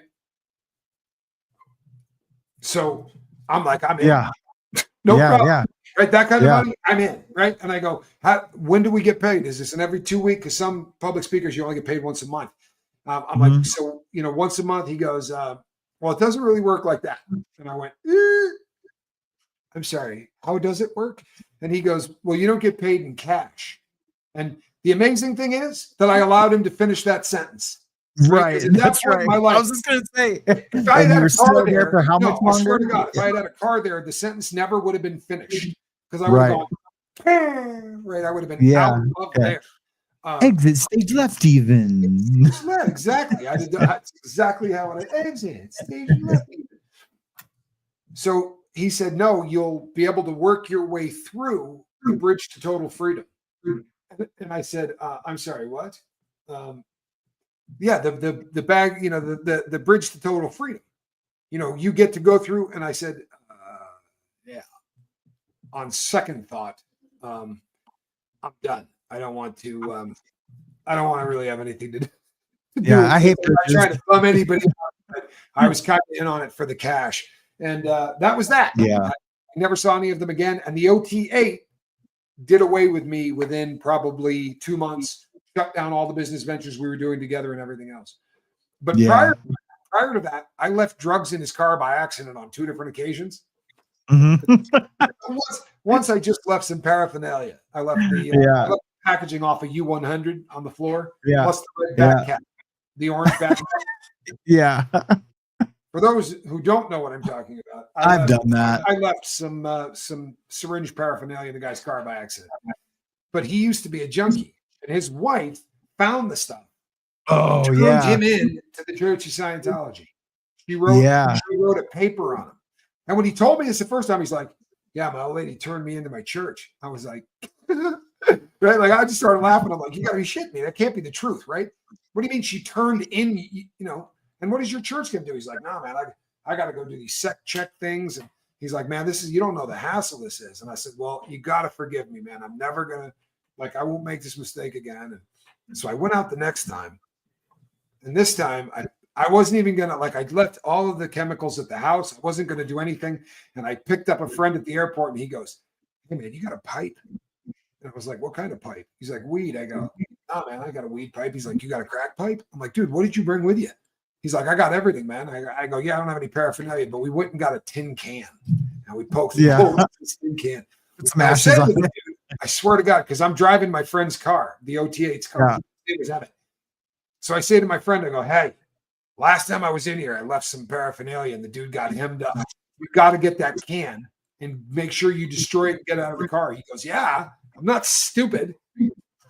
He proceeded to leave that can under the car, under the front seat of the car. And that was a wrap. She found it, turned him in again. And the cult of Scientology told him that that Rocco guy is probably a suppressive person and you shouldn't be around him anymore. And I never said a word to him ever again. That was a wrap. Huh, that's crazy. It is. And we were actually so nuts, dude. Yeah. That church is only for people. No, they're not donating. Right? Donating would lead you to believe that you do it intentionally, that you want to. You have to buy your way to salvation. Only it's not salvation. Karibi! Sorry. So I am fascinated. And as we had said earlier, I am like this, like a kid at Christmas, for this Enterprise letter. And I know that I'm going to be here, and I know that I'm definitely going to be on the lifeboat, but I want to make sure that I have you on that day, because I know, honestly, you're far more adept at the legal crap. And that probably didn't come out well. Yeah. You know what I'm saying?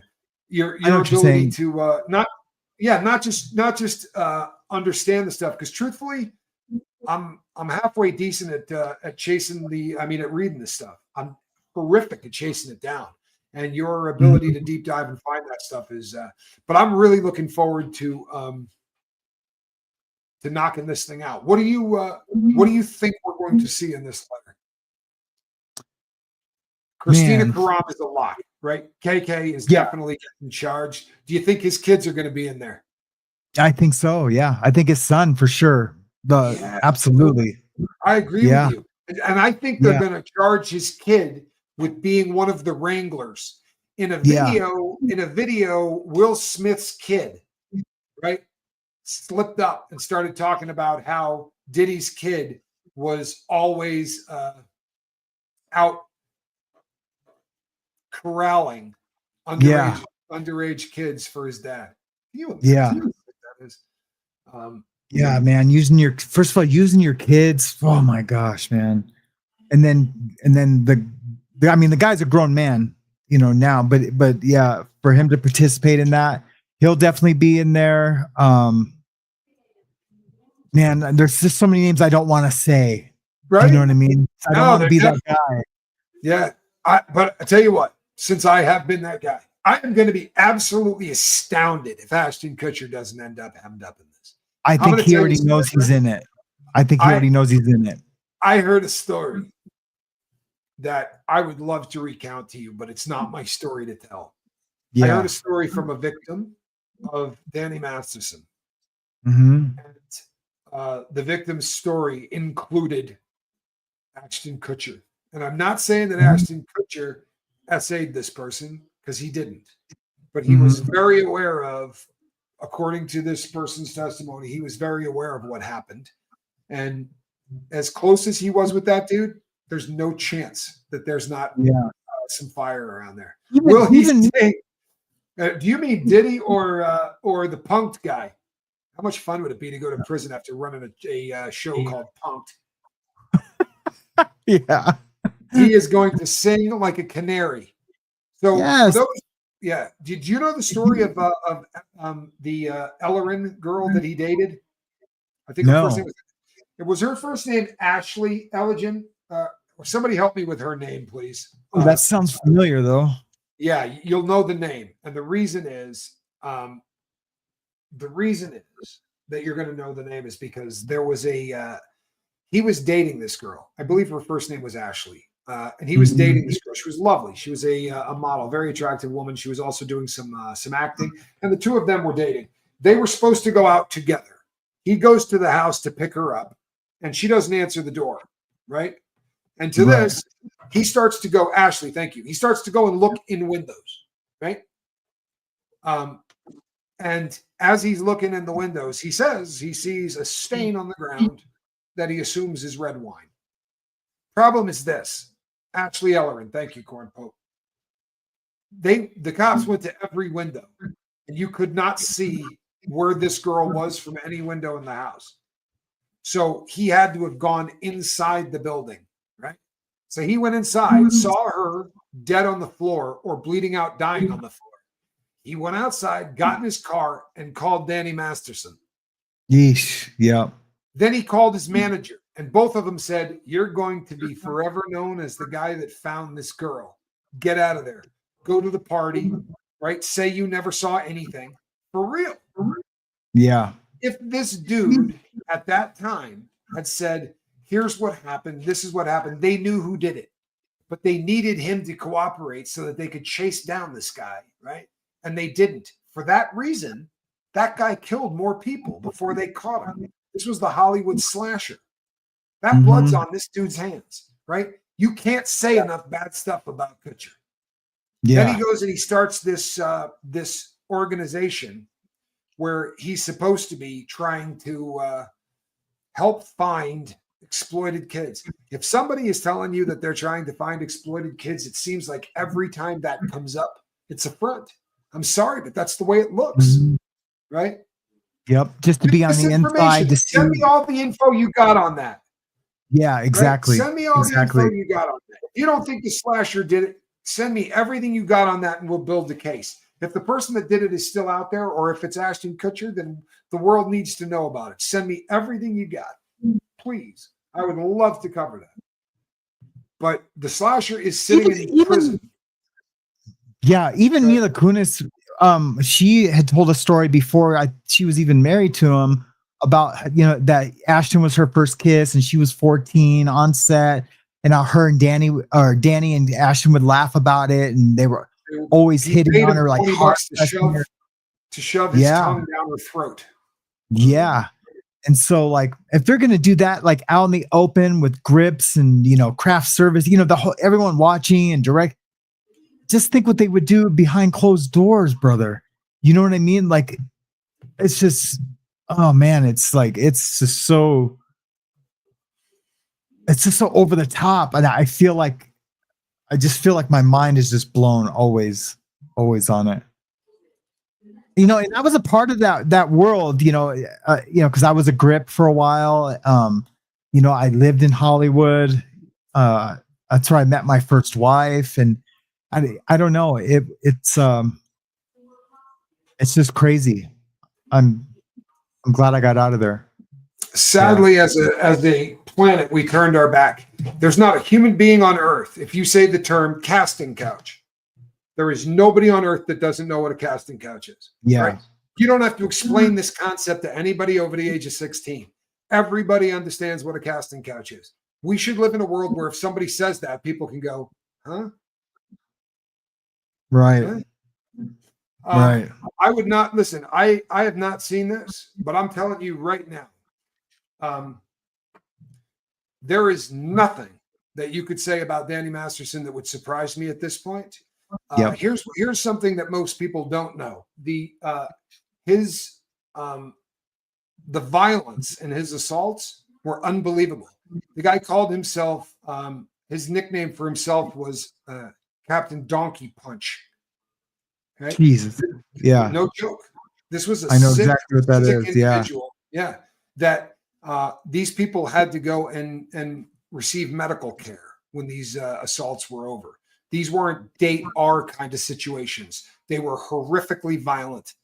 And he's a sick bastard. And Kircher, the letters of support written by him and Mila Kunis are as tone deaf as the letter that Mark Agnifilo wrote on behalf of Diddy. You sure are right. You sure are right. Yep. Absolutely. Yeah. And they tried to retract it. Made it work.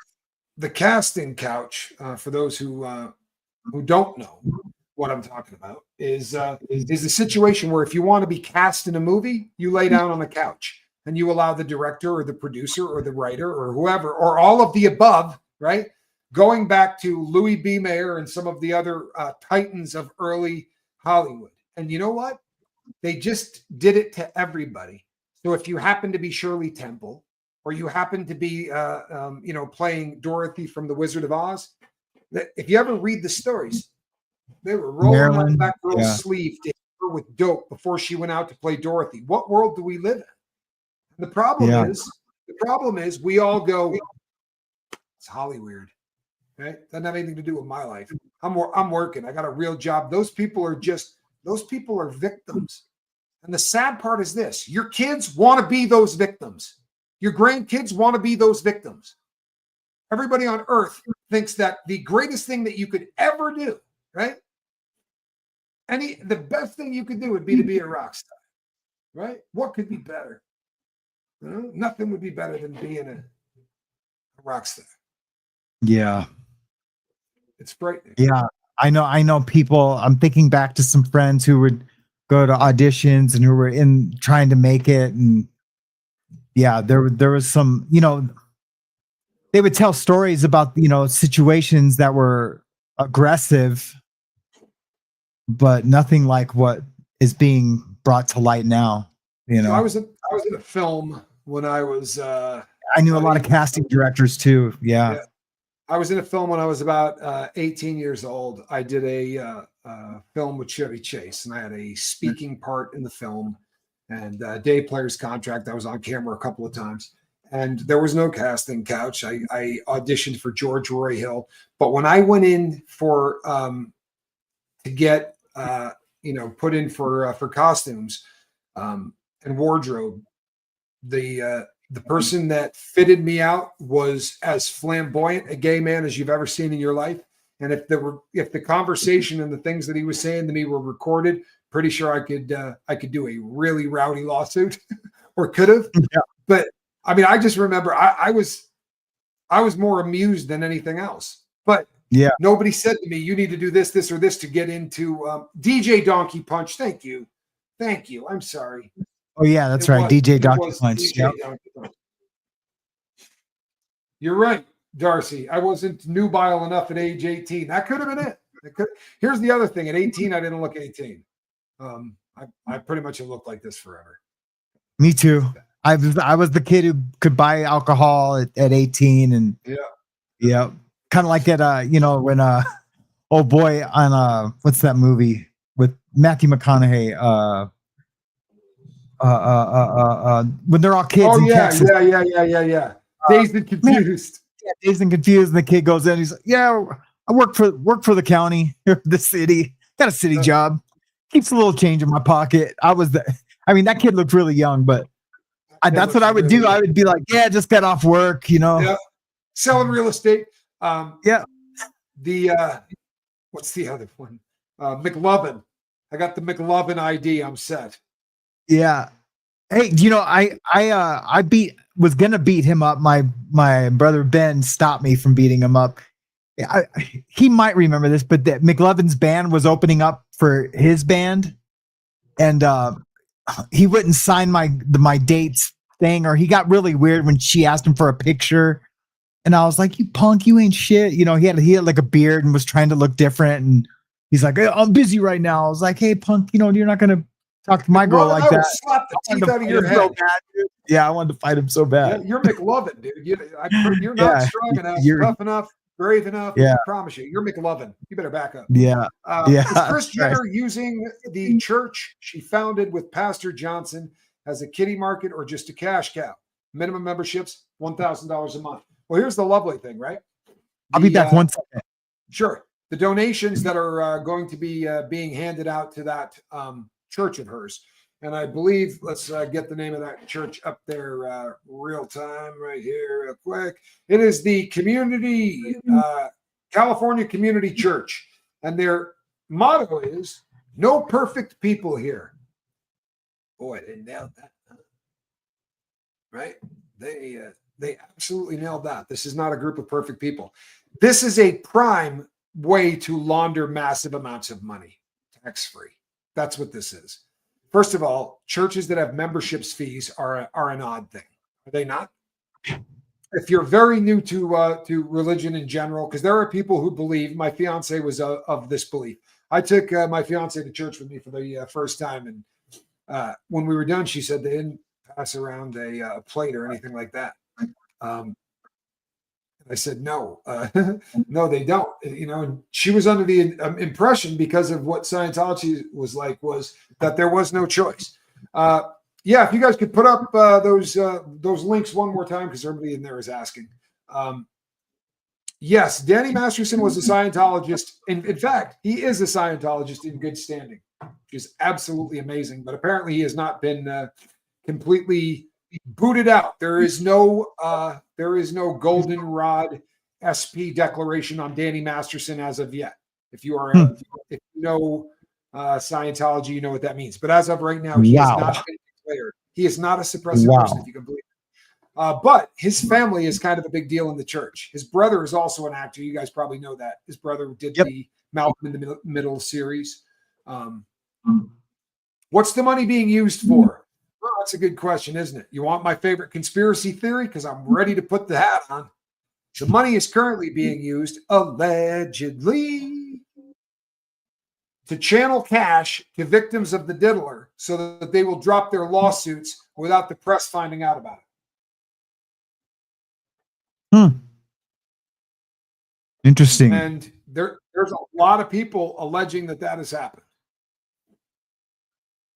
My understanding, Pam, is that Lou Taylor doesn't own that church, but she is a part of that church.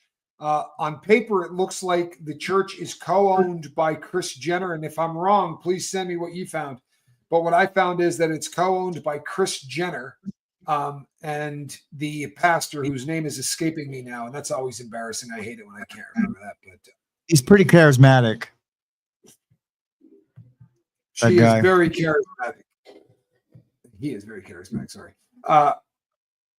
What's up, Tommy and Casper? Thank you, Tommy, for turning me on to Casper. You guys are the best. You know what? I'm happy. I appreciate you. I think sir. I get thanked for that kind of stuff a lot. Actually, let me go back to this. Difficult research says because of these elites committing crimes against humanity, they cause a large number of false imprisonment, and people are put to death in some cases. And I won't stand for that anymore because I know better. We need more people that say things like, I will not stand for that, right? That's not on my watch has to be the battle cry for 2025 if anything's going to change. And it can start as simply as I'm not going to give them my money, right? And you also have to be one of those persons who's willing when someone says, oh, I just saw that movie, I loved it, for you to go, yeah, it's kind of disgusting, right? Not trying to be a jerk, but I wouldn't give money to any of that satanic crap going on that side of the country. For real, just because of what they do to the people involved, right? Ye said it. You know, slavery sometimes could be a choice. And these people sadly put themselves into positions that no one should have to endure, right? Mm-hmm. Unbelievable, man. Yeah. Yep. I mean, look at all the horrific things we find out when a guy in Ohio's got 4 girls in his attic. You know, this is a guy with no money. You Right. know, he's a bus driver, and nothing against bus drivers. I know a bus driver, but anyway, he's just a bus driver who has a little house in a shitty part of Cleveland, and he's got 3 or 4 girls up in his attic for years. Right. Yeah, literally, this happens. In fact, just think what people with money can do, man. Yeah, with an unlimited amount of money and an unlimited amount of protection. If you watch the Peacock documentary, there's a girl that recounts a horrific essay, an assault that took place with Diddy and a bunch of his bodyguards, where she was penetrated with and violated with a remote control. It's a horrific story. It really is. It's an absolutely horrific story. That's in the doc. Yeah, it's in the documentary. And she went to the cops, filled out a police report. And the cops' response was, we take that stuff really seriously. We looked into it and there's nothing there. It's a nothing burger. I'm sorry, what? I mean, honestly, where's the report? Let's see it. Get that report out. Let's see the nothing burger report, right? You had to have talked to somebody. You went out there and talked to him, right? You found out he was rich. You turned around and walked away, right? When is the Mad Scott going to eat those peanuts? Shortly after he grows a set of peanuts. No, I'm kidding. Apparently that's going to be happening soon. I'm not afraid of no peanut. Actually, I am. They're absolutely horrific. It's one of the hardest things ever. They're really hard to get down. Katrina K says, or KK, we'll call you. Sorry, I wouldn't do it to you. And I don't think Epi is dead. I assume you mean Epstein. I don't think there's a chance in hell that they kept him alive. I just don't see what his usefulness would be anymore. I think in both cases, you have to hire a sick bastard creepo in order to run this kind of operation, right? You know what the problem with sick freaks are? They're sick freaks. They said that Epstein was, in his depravity, they were wrangling 3 underage women a day for him. This is what is alleged, that he personally needed 3 underage women a day. That's over 1,000 people that he personally was violating annually. And I think Diddy was probably more prolific than that.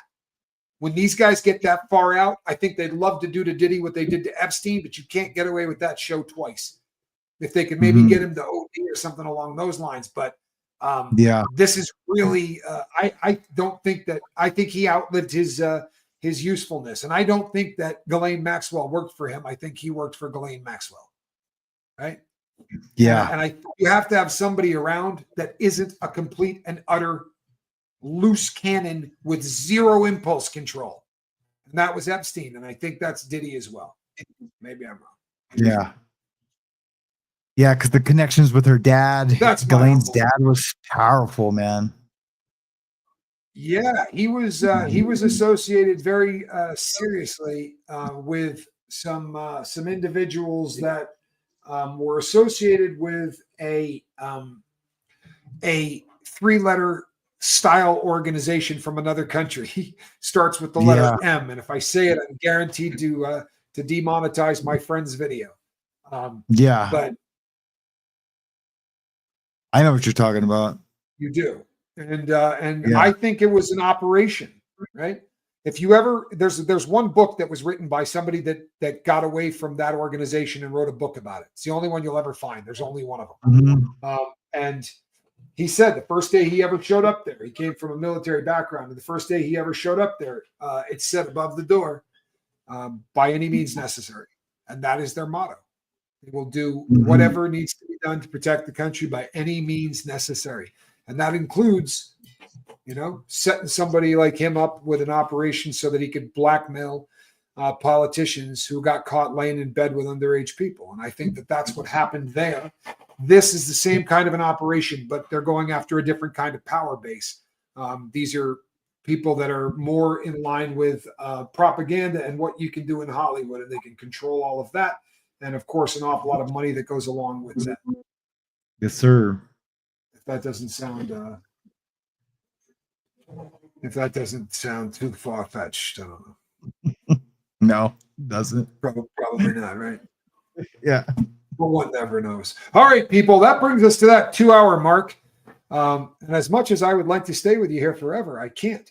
However, if you got nothing better to do, in exactly 10 minutes, I'm going to be over on the lifeboat, and you can come over and visit me there, and we can pick back up with the question and answers, because I would love to continue, but I do owe all of those people on the lifeboat a night show. I do it every night, Thanks for having me on today, man. I really appreciate it. Do me a favor, tell everybody about your channel before we go, so that we get one more shot at that. All right. Yeah, Legal Livewire, Court Watch TV. I do mostly court cases, but I am doing lives now, more kind of like how Tommy does on the lifeboat. I'm going to start them more starting Saturday. I'm going to do like a late evening one. I had a good response I did one like at 11 o'clock at night, and it was awesome. Yeah. Yep. Were you looking for I'll do the moose just once since you asked. Ready? This is my cat, Moose.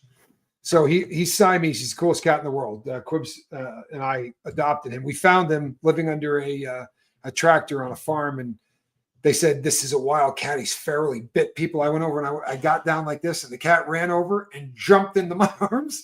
I'm not kidding you. I was sitting there, it just hopped up, and I picked it up. I went, this feral cat here? But he's the most handsome guy you've ever seen. He's got baby blue eyes. He's absolutely gorgeous. But when you get up close to him, he gets this look where his eyes come together, and he instantly he goes from being the most handsome cat to kind of looking like Alfred E. Newman, and it's just the funniest thing in the world. Yeah, that's cool. That's funny. It is. It's funny. It's all right, people. We will be back next week, or I will be back next week. I may even try to drag Casper back for some Q&A. I know there was more of it here, but I appreciate you guys coming out, especially on the heels of a show as long as we did over there with Jaguar. And I thank the respect of the people here. I know that not everybody views everybody in this game the same way, and for those of you who are respectful, even of those you might doubt, I really appreciate that. I do. It's a beautiful thing. It says a lot about this community. Between now and the next time I see you, reach out and try to save somebody. And if you want to see more of me, head over to the Lifeboat. If you got a wrench, put that link up for people. And if you've never hit subscribe over at the Lifeboat, I know where you live. All right, people. I will see you on the next one. Have a great day. See you guys later. Mahalo.